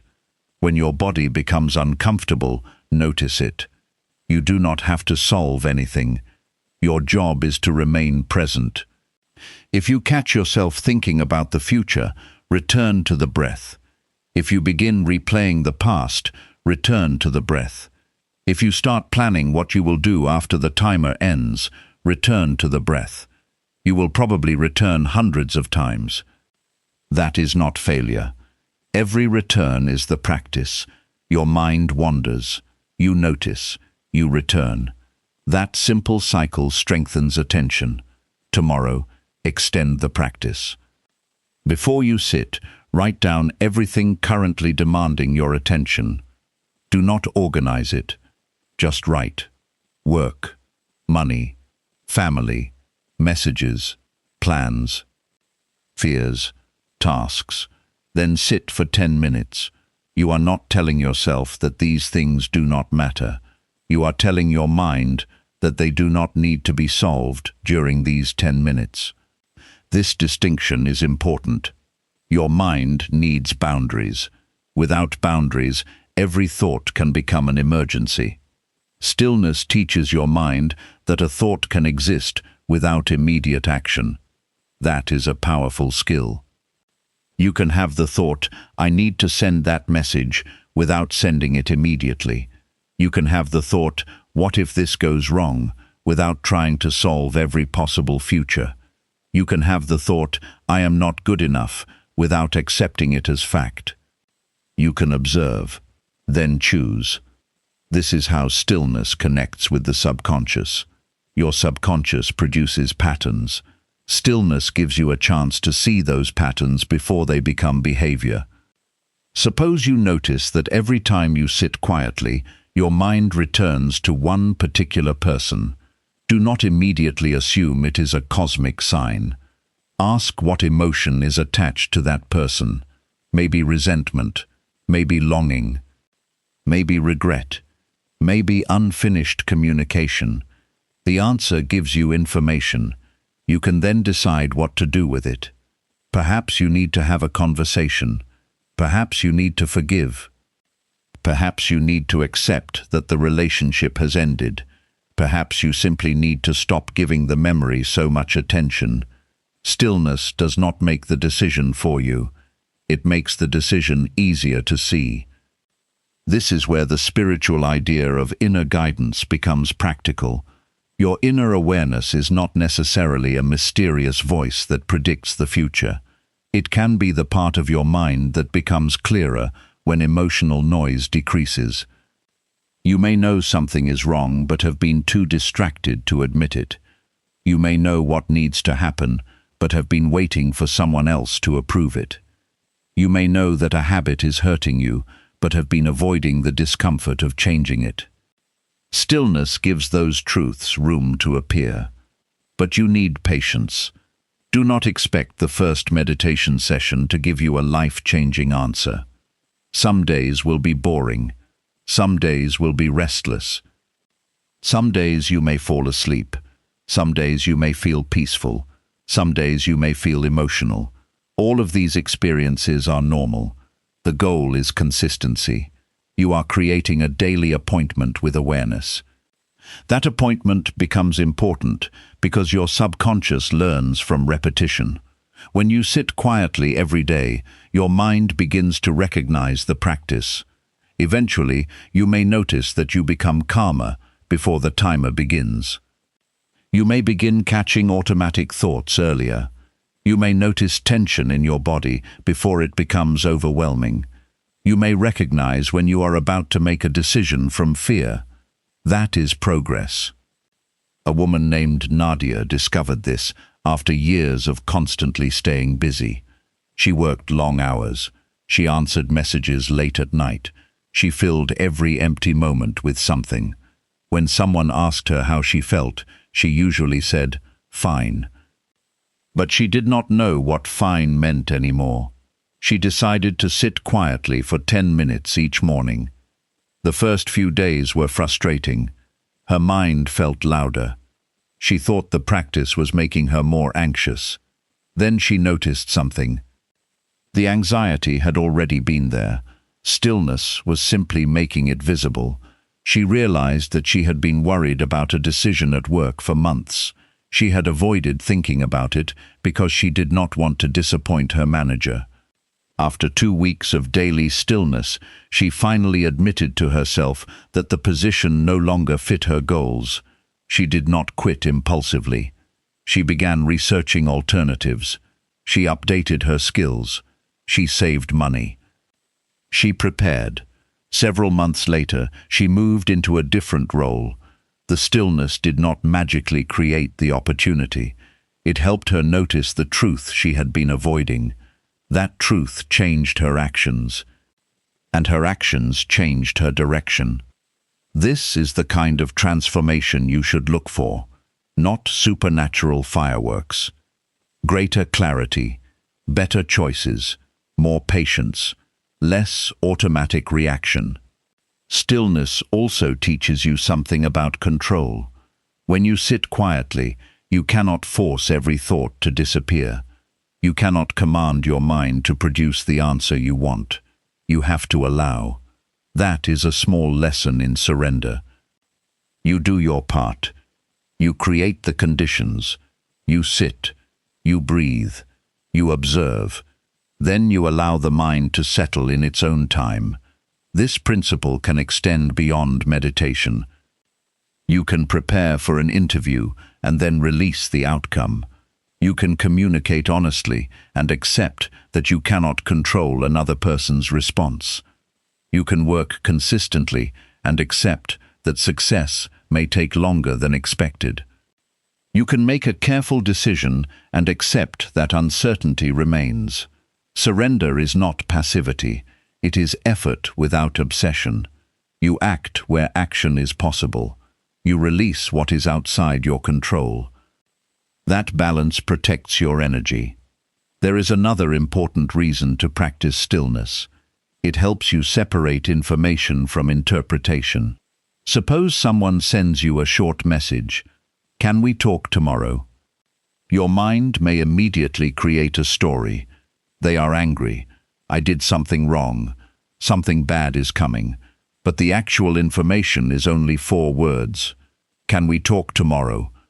Stillness creates a pause between the message and your interpretation. You can wait. You can breathe. You can avoid creating a problem that may not exist. This is emotional discipline. And it can protect relationships. The same applies to your goals. You may have a bad week and think, "I am failing." Stillness allows you to look at the actual evidence. Maybe you had one difficult week. Maybe you need to adjust your plan. Maybe you are tired. Maybe you are improving slowly. The mind wants quick conclusions. Awareness prefers accurate ones. That difference can change the way you live. This week, create a simple stillness ritual. Choose the same time each day. Morning is ideal if possible, before outside information enters your mind. Sit for 10 minutes. For the first 5 minutes, focus on your breathing. For the next 3 minutes, observe your thoughts without following them. For the final 2 minutes, ask one question: what deserves my attention today? Wait. Do not create a long list. Choose one answer. Then write it down. That becomes your daily anchor. Tomorrow, repeat it. The day after that, repeat it. Do not increase the time just because you feel inspired. Consistency matters more than intensity. After 7 days, you may choose to increase the practice to 15 minutes, but only if 10 minutes has become easy to maintain. You are building a relationship with stillness. Do not turn it into another performance. You are not trying to become the most disciplined person in the world. You are learning how to become available to your own awareness.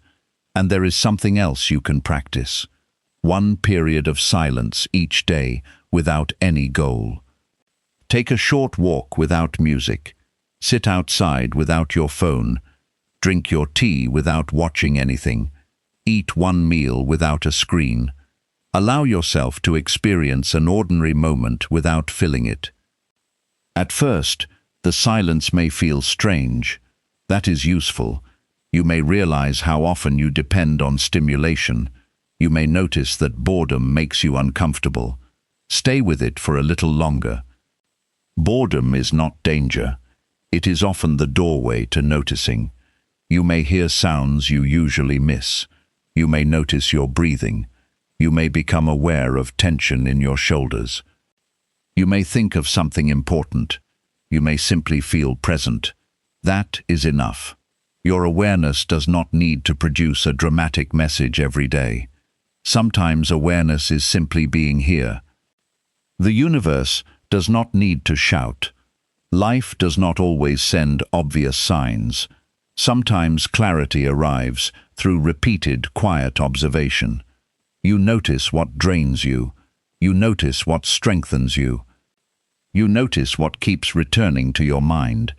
You notice what you are afraid to admit. You notice where your attention goes. Then you choose. That is a mature form of spiritual practice. Not chasing signs. Not forcing beliefs. Not escaping reality. Becoming more present inside it. Tonight, before you sleep, try something different. Turn off your phone 15 minutes earlier than usual. Sit somewhere quiet. Take 10 slow breaths. Then ask yourself, what am I carrying that I do not need to carry tonight? Maybe the answer is another person's opinion. Maybe it is tomorrow's problem. Maybe it is an old mistake. Maybe it is the need to know exactly what will happen next. Whatever comes, acknowledge it. Then say to yourself, I will handle what I can handle tomorrow. You are not denying the problem. You are refusing to carry tomorrow inside tonight. That is detachment. That is discipline. That is peace, built through practice rather than wishful thinking. For the next 7 days, protect 10 minutes of silence every morning. Protect them as seriously as you protect an important appointment. No phone, no social media, no news, no entertainment. Just you, your breath, and your awareness. When your mind becomes noisy, stay. When you become restless, stay. When you feel nothing, stay. When you want to quit, stay for 1 more minute. Not because silence contains a secret that will magically change your life, but because you are teaching yourself something your distracted life may have made you forget. You can be still without being lost. You can feel something without immediately escaping it. You can hear a thought without obeying it. You can experience uncertainty without demanding an answer, and you can create enough quiet to notice what has been speaking softly inside you all along.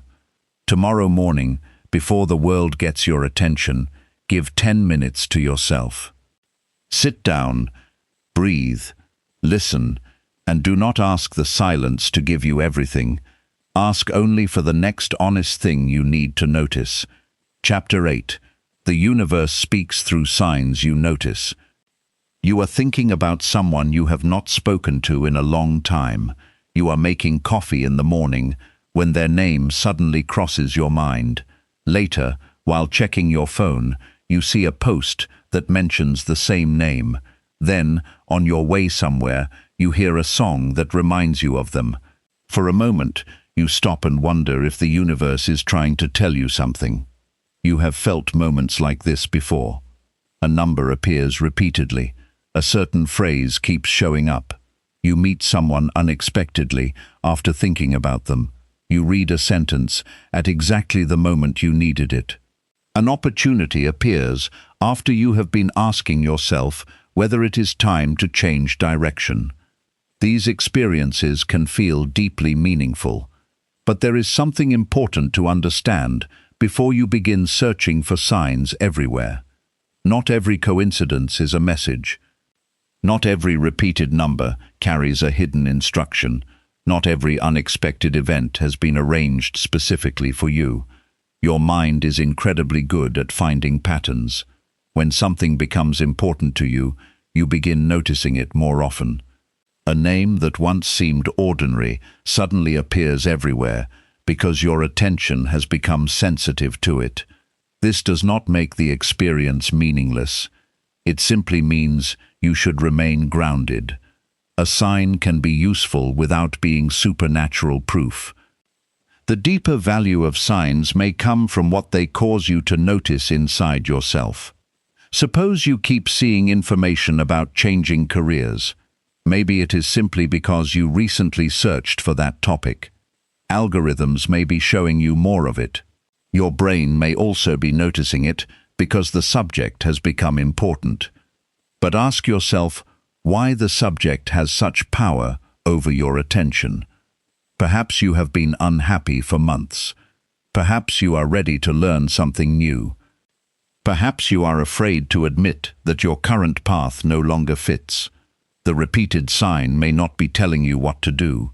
It may be revealing what you are already thinking about. That distinction can protect you from confusion. You do not need to surrender your judgment to signs. You can use them as invitations to reflect. Ancient spiritual traditions often describe life as filled with symbols, patterns, dreams, visions, and meaningful events.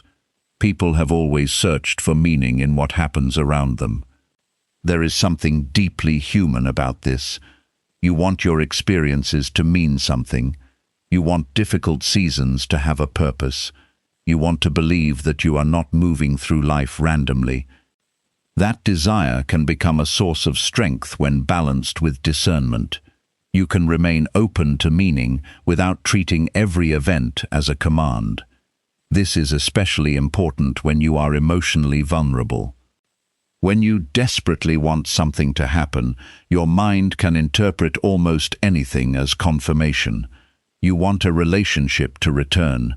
You see their favorite song. You think, this must mean they are coming back. You want a business opportunity.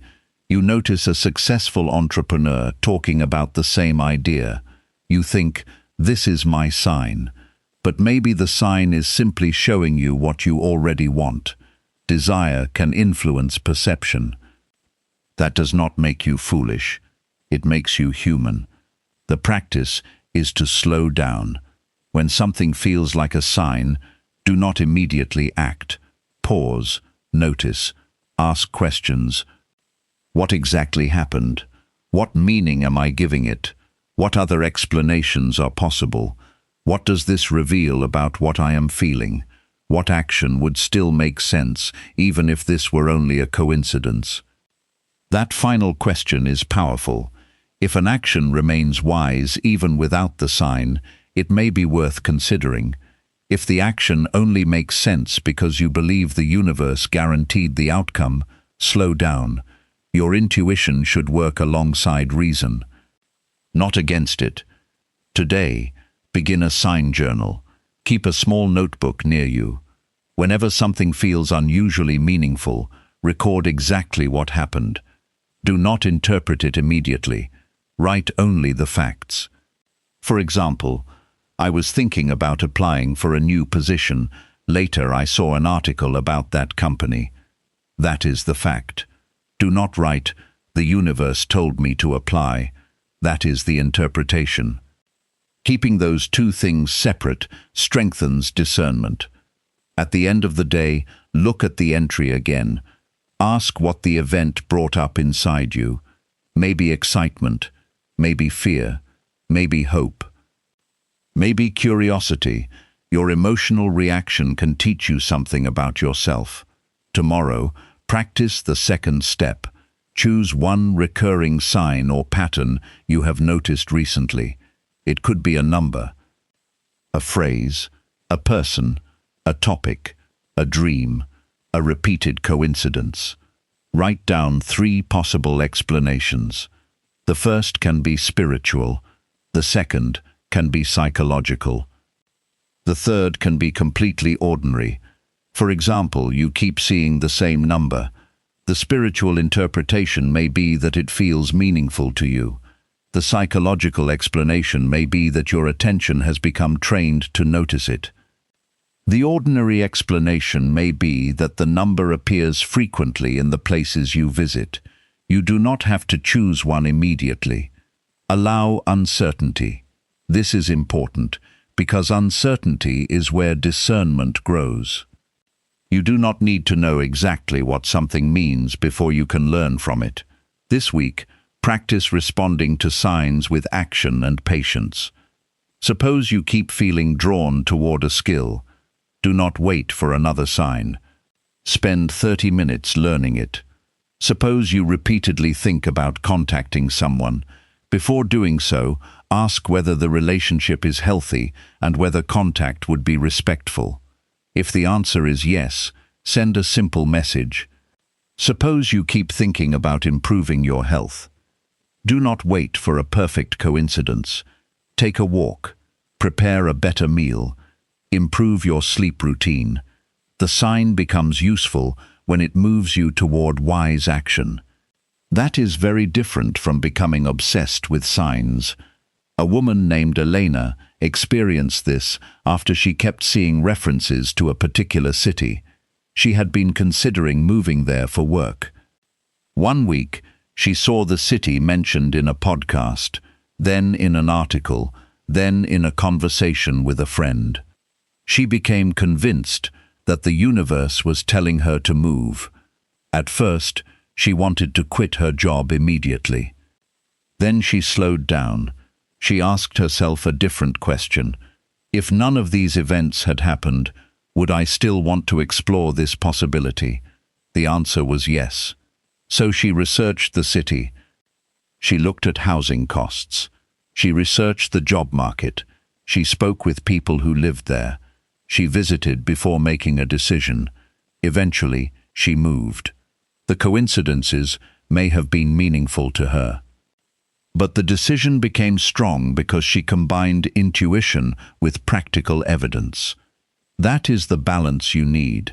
The universe can remain mysterious. You do not have to explain every meaningful experience. But mystery should not become an excuse to abandon common sense. You can believe in signs and still check the facts. You can trust your intuition and still ask questions.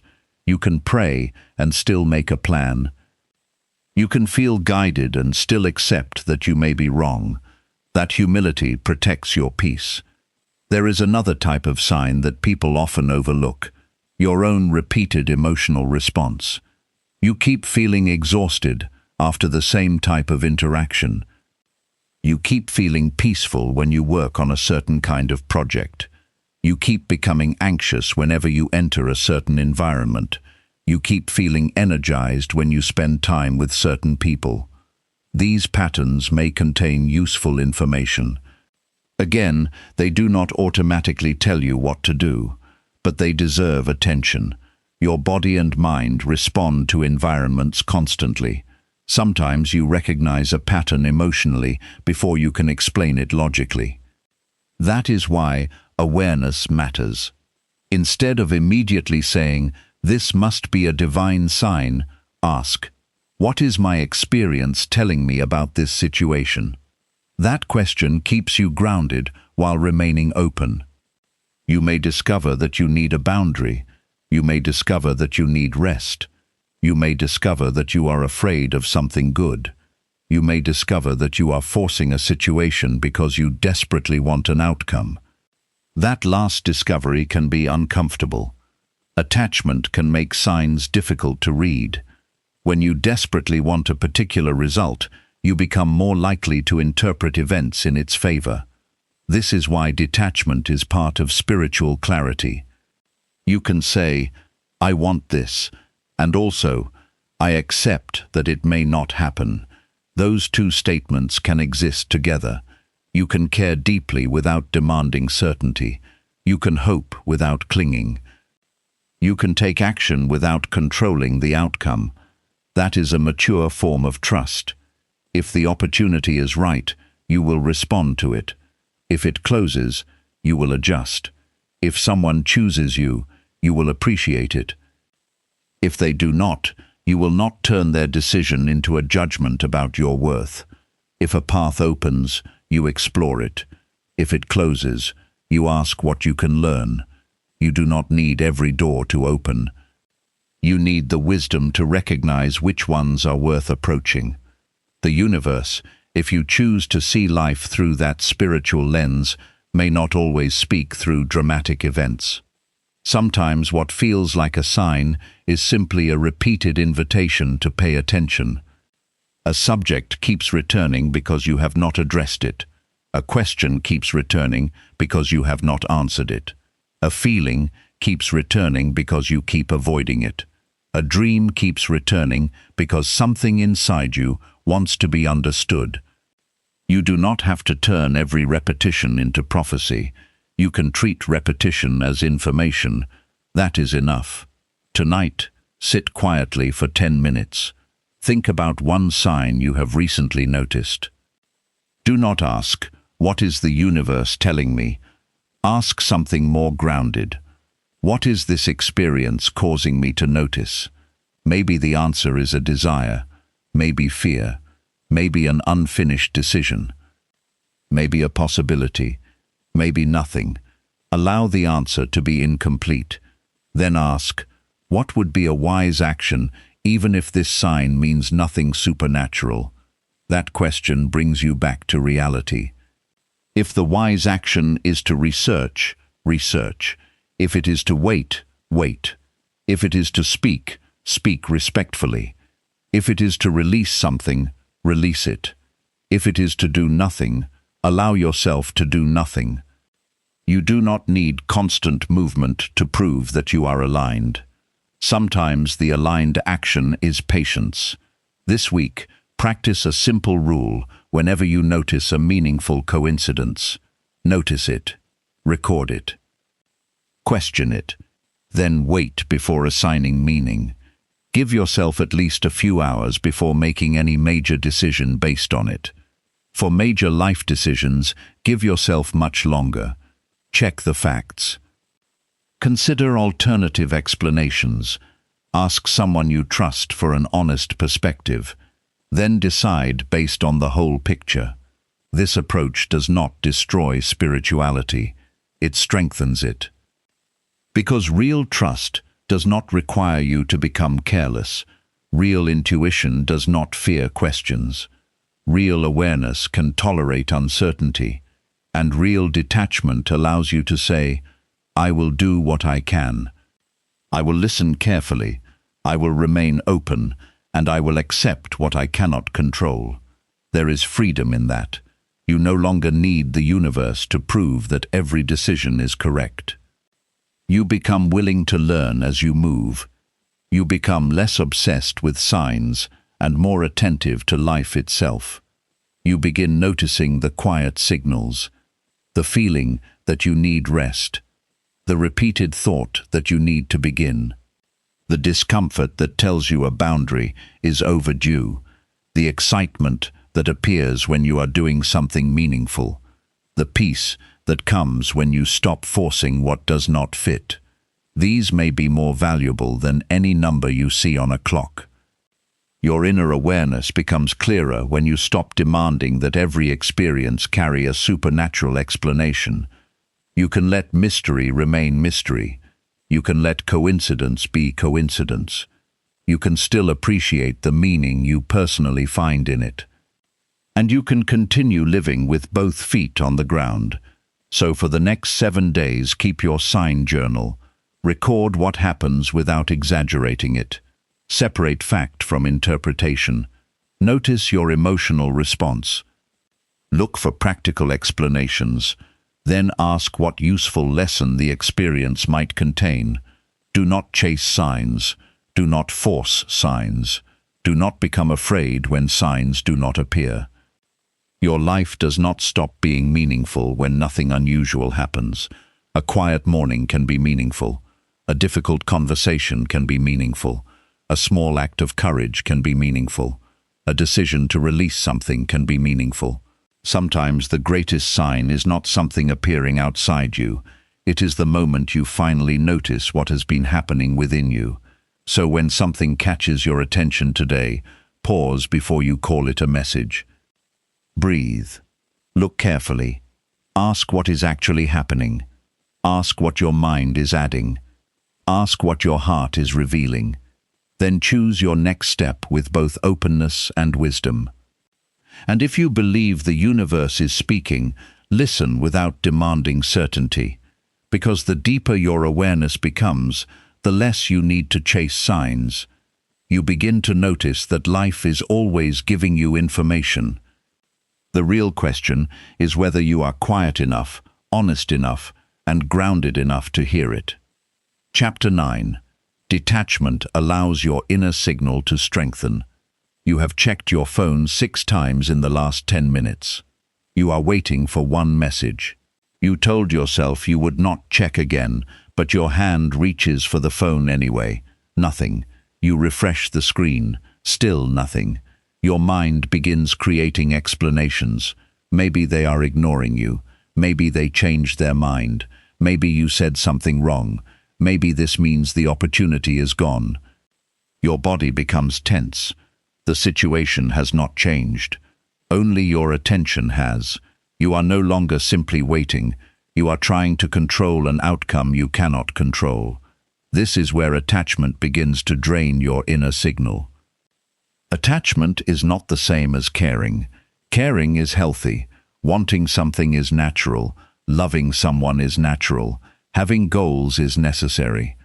Attachment begins when your peace becomes dependent on a particular outcome. You say, "I want this." Then your mind quietly changes it to, "This must happen." Then it becomes, "This must happen soon." Then, "If this does not happen, something is wrong with me." That final step is where desire becomes suffering. You have taken something you want and turned it into a condition for your peace. Detachment gives you another option. You can want something deeply without demanding that reality obey your preferred timeline. You can work toward a goal without constantly checking whether it has arrived. You can love someone without trying to control their feelings. You can pursue success without measuring your worth through every result. You can listen for signs without becoming dependent on them. This is not giving up. It is releasing unnecessary control. Your mind often believes that constant attention will create certainty. It checks the message. It checks the numbers. It checks the progress. It checks what other people are doing. It asks whether the universe is responding. But constant checking rarely produces certainty. It usually produces more anxiety. The subconscious learns from repetition. If you repeatedly check for proof that something is working, you teach your mind that the present moment is not enough. You teach it to wait. You teach it to monitor. You teach it to search for reassurance, and reassurance can become addictive. You receive a positive sign. You feel better. Then uncertainty returns. You need another sign, then another. Soon, your peace depends on external confirmation. Detachment breaks that cycle.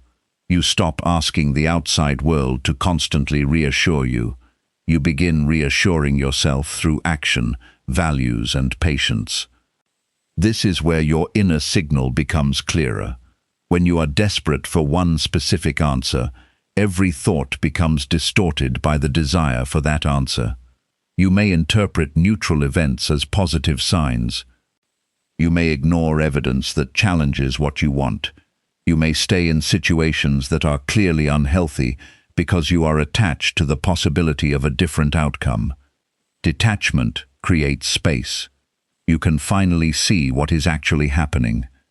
This is why letting go can sometimes feel like clarity. You are no longer fighting reality.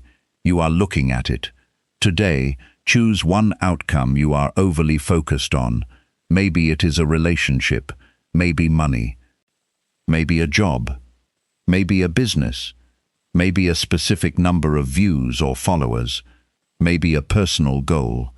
Write this sentence: I want, but I cannot control. Complete it honestly. For example, I want this person to choose me, but I cannot control their feelings. I want this business to succeed, but I cannot control how quickly people respond. I want this opportunity, but I cannot control whether someone gives it to me. This exercise separates desire from control. You keep the desire. You release the illusion of control. Then write one more sentence. What is my responsibility? That answer should contain an action. If you want the job, your responsibility may be preparing well. If you want better finances, your responsibility may be tracking spending. If you want a stronger relationship, your responsibility may be communicating honestly. If you want a healthier body, Your responsibility may be consistent habits. If you want creative success, your responsibility may be creating regularly. Your responsibility is what you can act on. Everything else belongs to uncertainty. Tomorrow, practice delayed checking. Choose one thing you normally check repeatedly: messages, email, analytics, social media, a bank account. A person's activity. Anything that pulls you into compulsive monitoring. Set specific times when you will check it. For example, once in the morning and once in the evening. Outside those times, do not check. At first, the urge may become stronger. Notice it. Do not panic. The urge is information. It tells you that your brain has learned a habit. Take 3 breaths. Wait 5 minutes. Then return to what you were doing. You are teaching yourself that uncertainty can exist without immediate action. This is a powerful form of freedom. This week, practice releasing one outcome each night. Before sleep, write down what you are currently trying to control. Then divide it into 2 categories: what I can influence, what I cannot control. Under the first category, write the actions you will take tomorrow. Under the second, write the words, "I release this for tonight." Then stop. Do not keep solving it in your head. You may need to repeat this several times. That is fine. Your mind has been trained to keep problems active. You are training it to rest. A woman named Lena learned this through a difficult experience with her career. She had applied for a position she desperately wanted. The company said they would respond within 2 weeks. She spent those 2 weeks checking her email constantly. Every notification made her heart race. Every day without an answer felt like rejection. She stopped focusing on her current work. She talked about the position constantly. She even began interpreting unrelated events as signs that she would get the job. Then she decided to detach. She kept her phone available, but she stopped checking every few minutes. She continued working. She applied to other positions. She improved her skills. She told herself that she wanted the job, but her life could continue without it. A few days later, the company rejected her.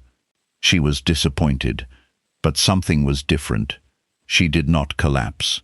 She had already begun building a life that did not depend on one answer.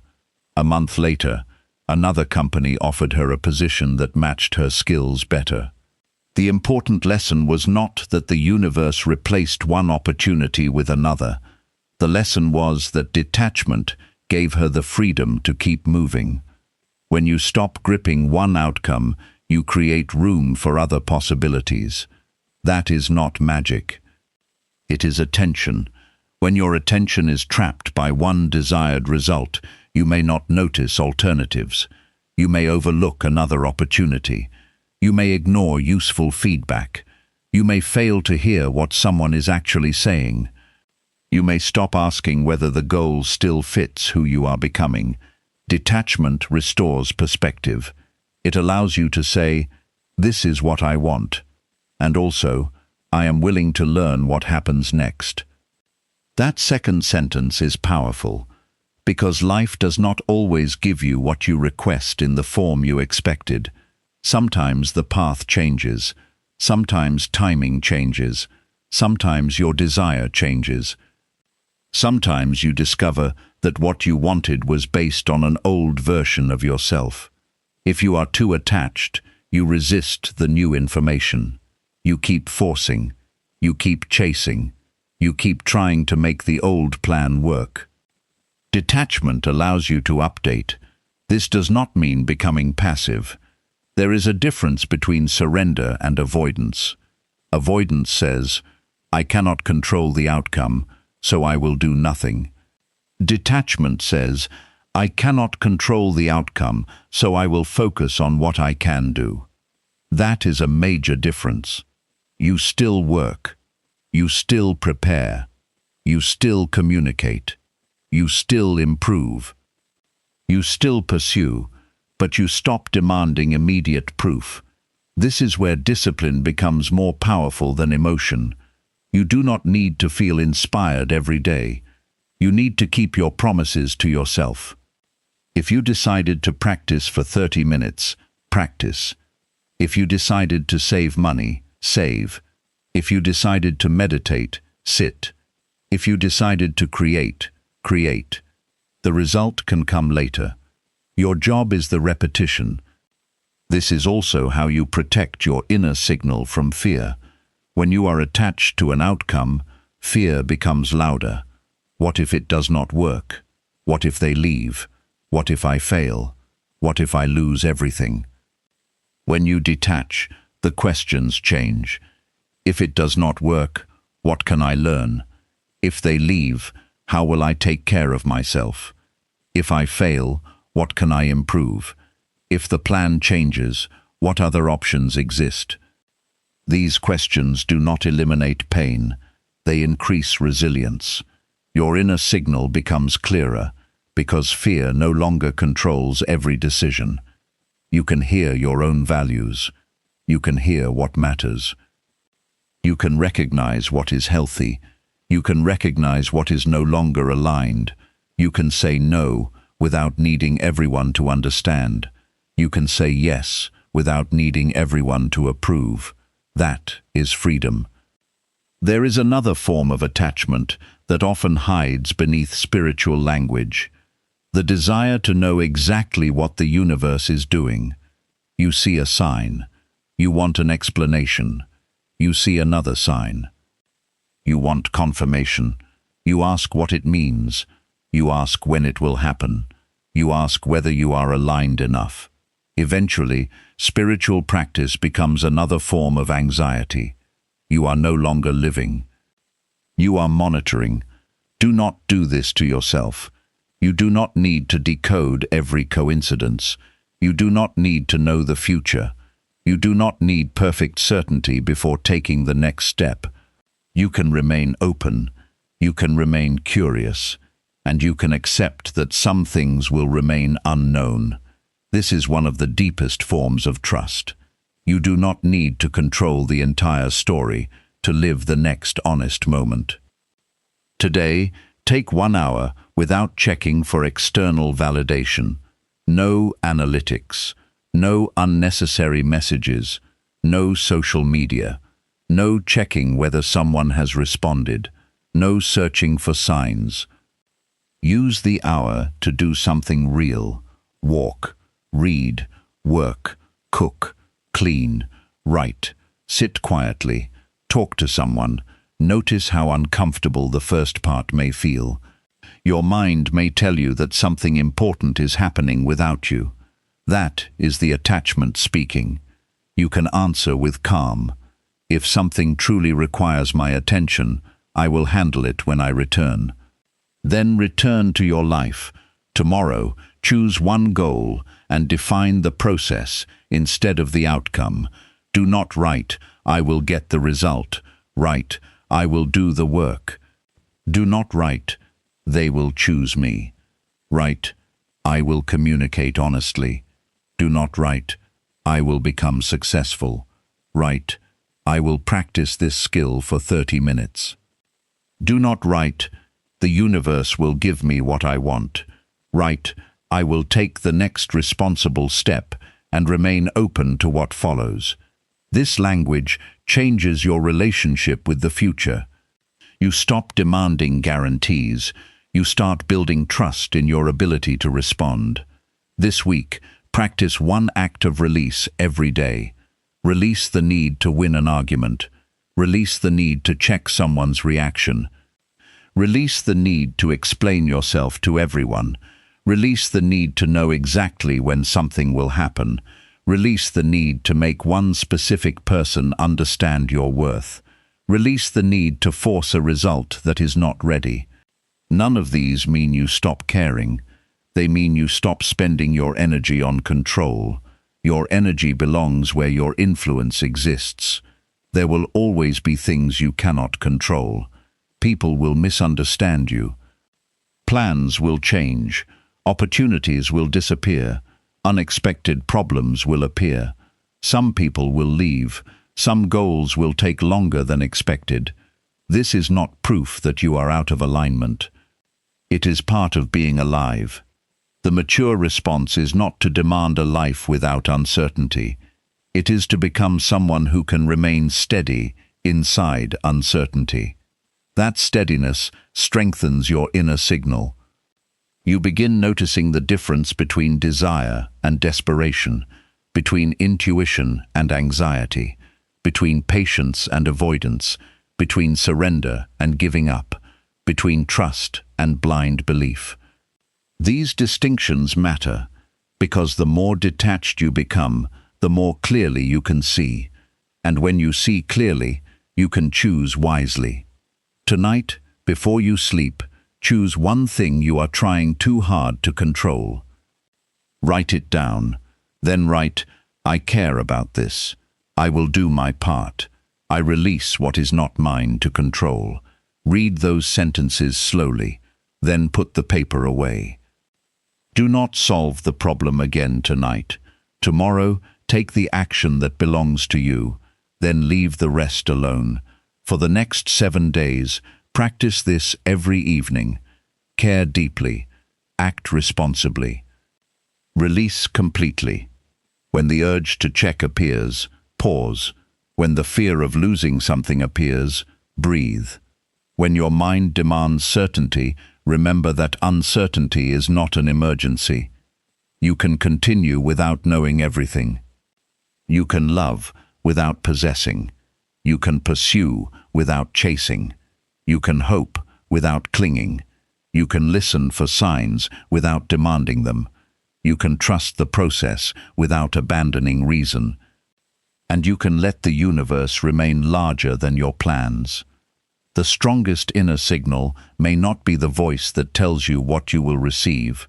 It may be the quiet voice that reminds you who you are while you wait. So choose one outcome today. Give it your best effort, then loosen your grip. Do the work. Take the step. Tell the truth. Keep your values, and let the result arrive in its own time. Your peace should not depend on the answer. Your awareness should not depend on confirmation. Your worth should not depend on being chosen.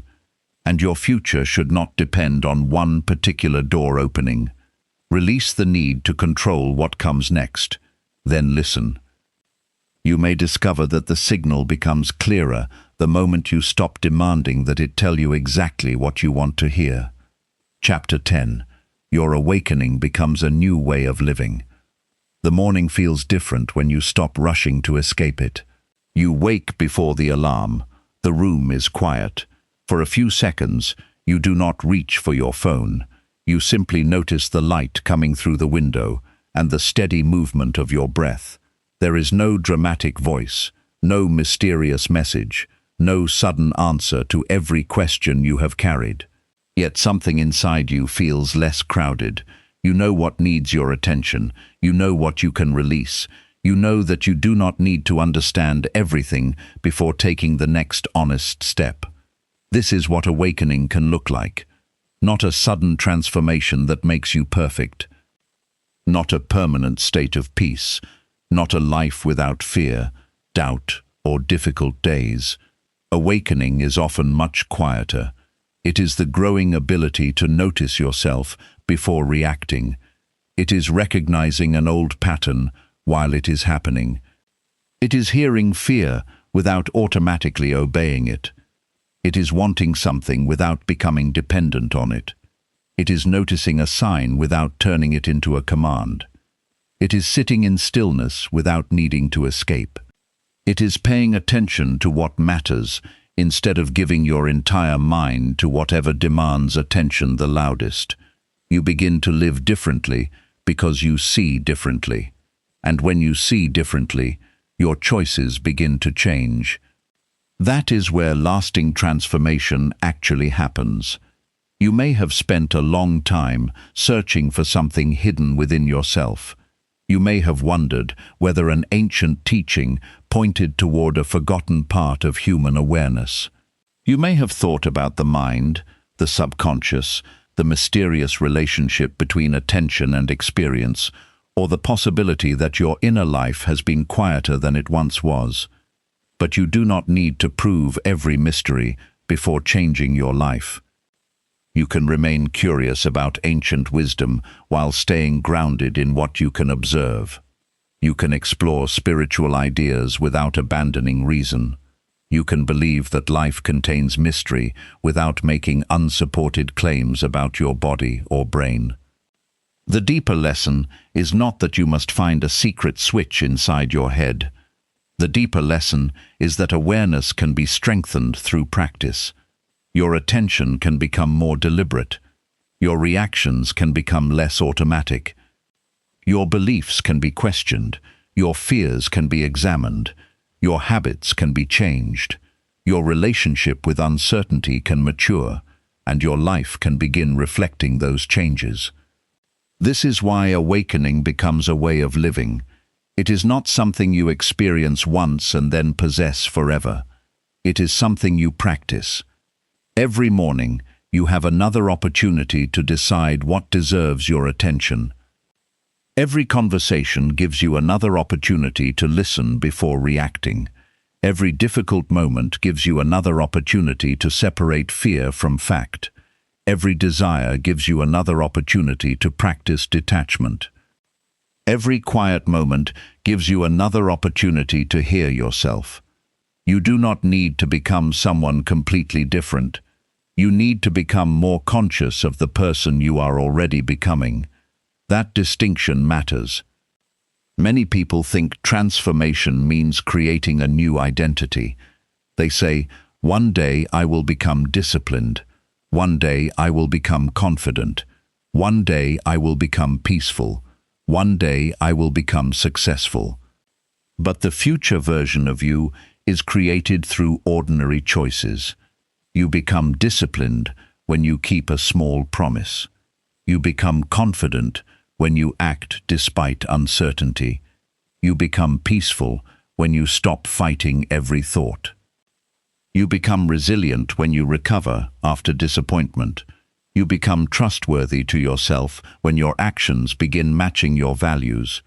The transformation happens in small moments that rarely look impressive. You close the phone when you know you need to focus. You tell the truth when a lie would be easier. You rest when your body needs rest. You work when your mind wants to procrastinate. You apologize when you are wrong. You say no when something violates your boundaries. You stop chasing someone who has clearly chosen not to participate. You take care of what is yours and release what is not. These choices may look ordinary, but repeated ordinary choices create an extraordinary difference over time. Your subconscious pays attention to repetition. When you repeatedly show yourself that you can act with discipline, you build evidence. When you repeatedly keep your word, you build trust. When you repeatedly pause before reacting, the pause becomes easier. When you repeatedly return to stillness, quiet becomes more familiar. When you repeatedly release what you cannot control, detachment becomes less frightening. This is how your inner world changes, not through one perfect moment. Through thousands of small moments of awareness, you may still have difficult days. You will. There will be mornings when you wake up anxious. There will be moments when old habits return. There will be people who trigger reactions you thought you had outgrown. There will be disappointments. There will be uncertainty. Do not interpret these moments as proof that you have failed. Growth does not mean you never return to an old pattern. Growth means you recognize the pattern sooner. Maybe before, you spent 3 days reacting. Now you notice after 3 hours. Later, you notice after 30 minutes. Eventually, you may notice before you act.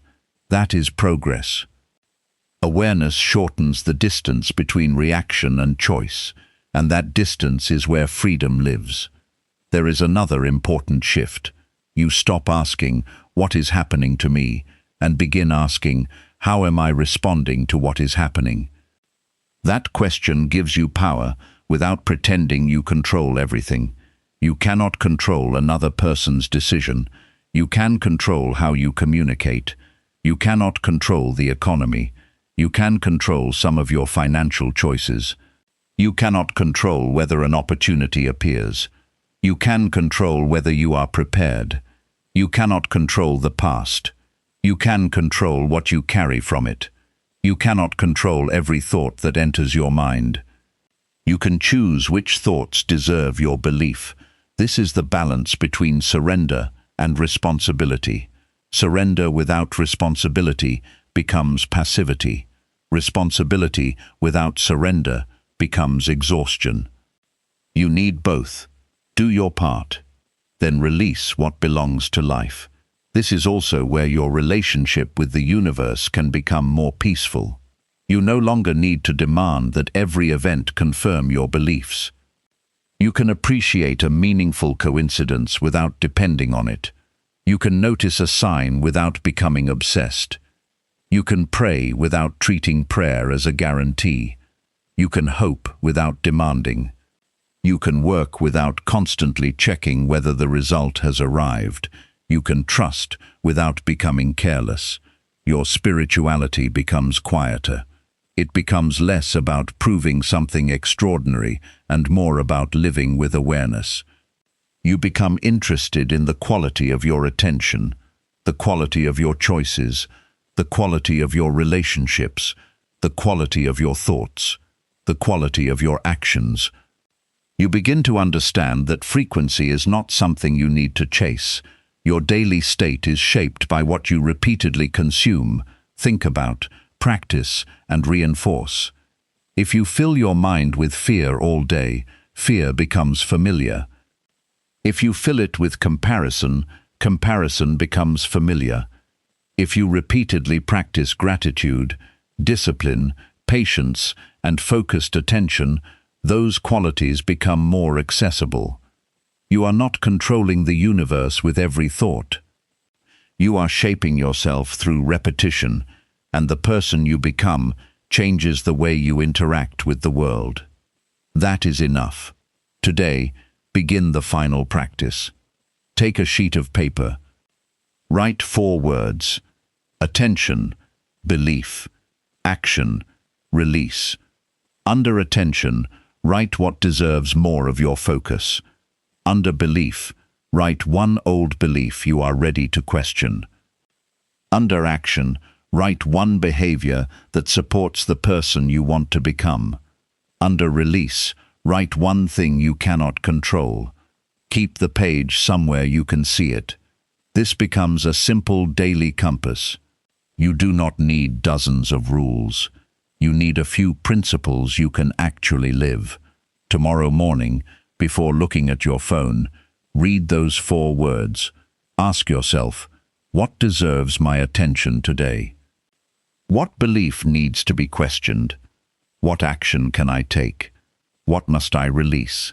Then begin. Do not wait for motivation. Do not wait for a perfect emotional state.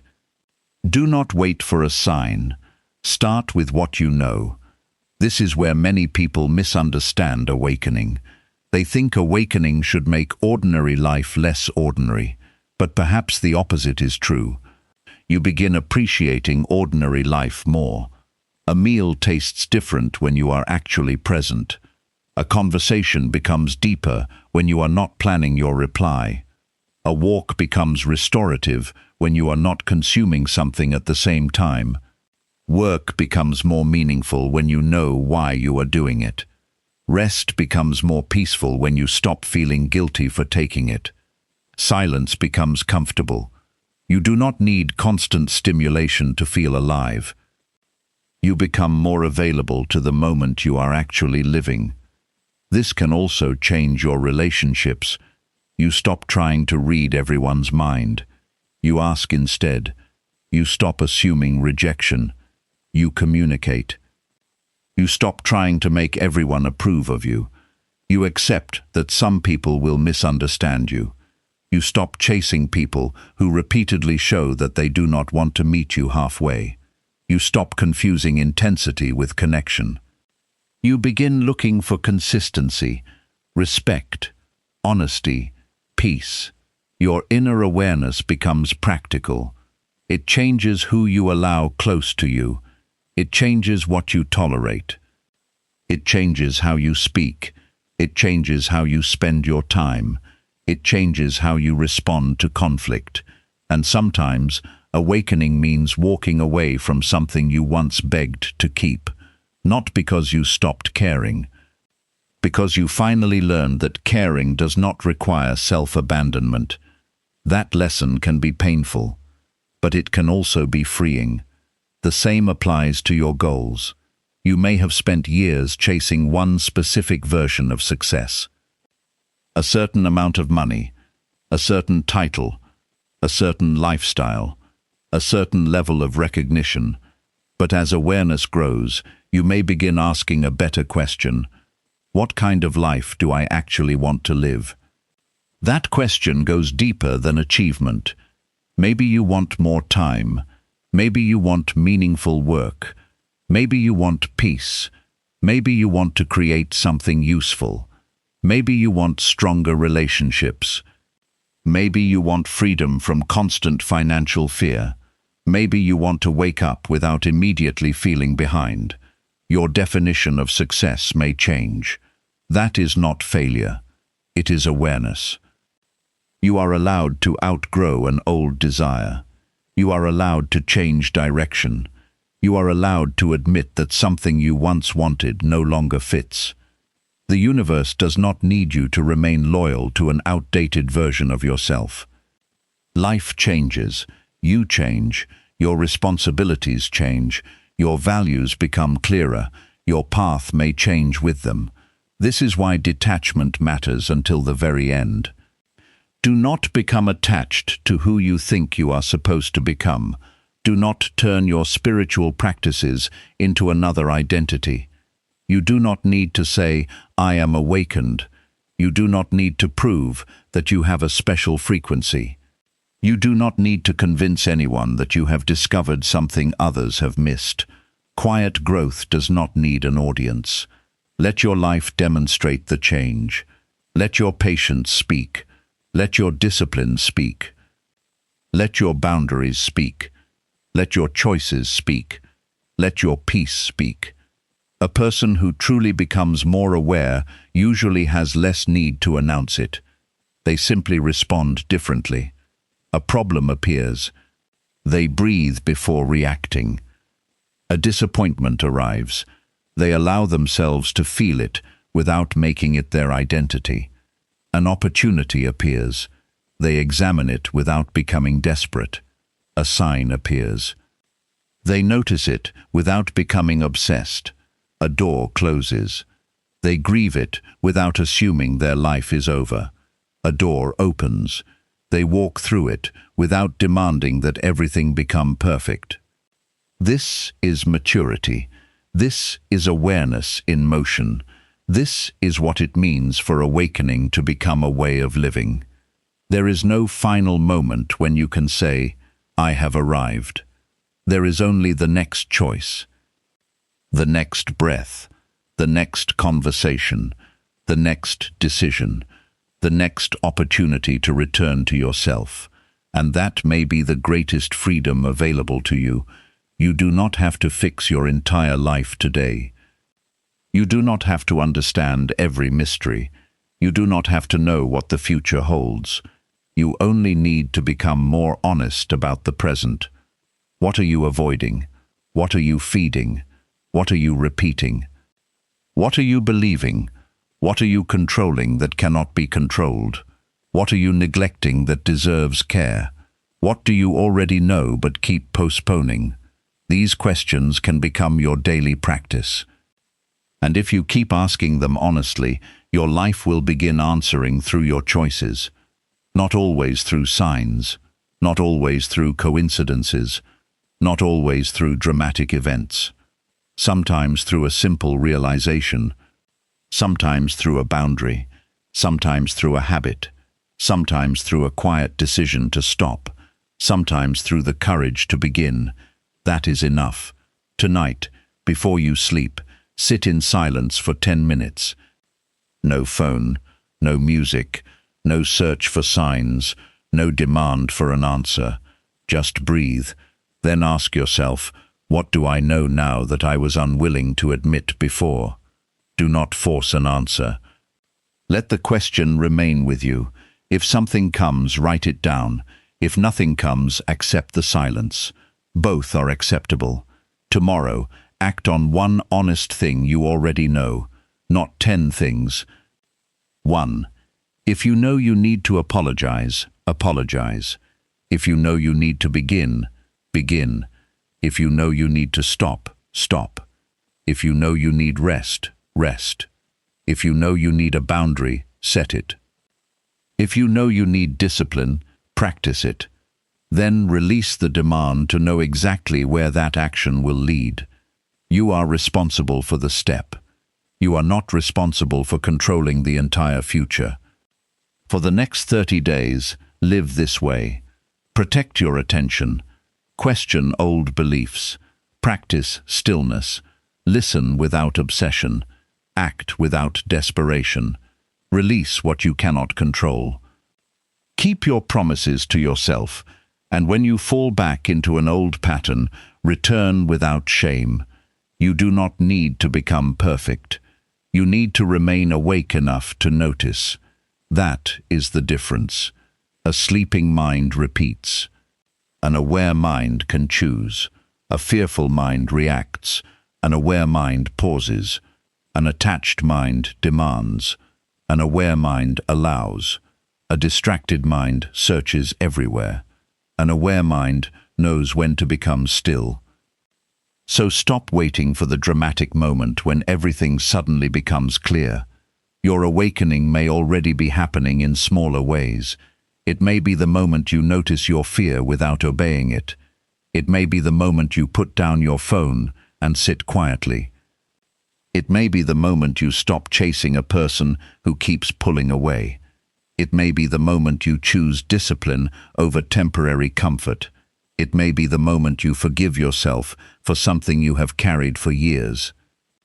It may be the moment you accept that you cannot control the future and decide to live fully anyway. These moments matter, because your life is not changed by one powerful realization alone.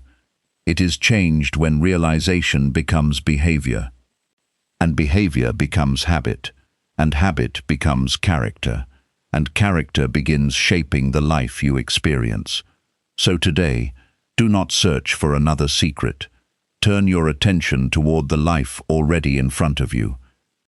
Be still, listen, question, act, release, then repeat. Let your awareness become ordinary. Let discipline become natural.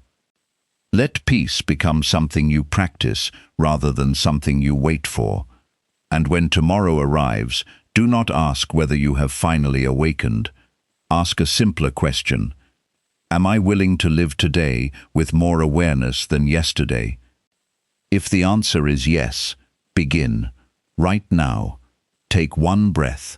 Notice where you are. Notice what matters. Choose your next action, and then live it.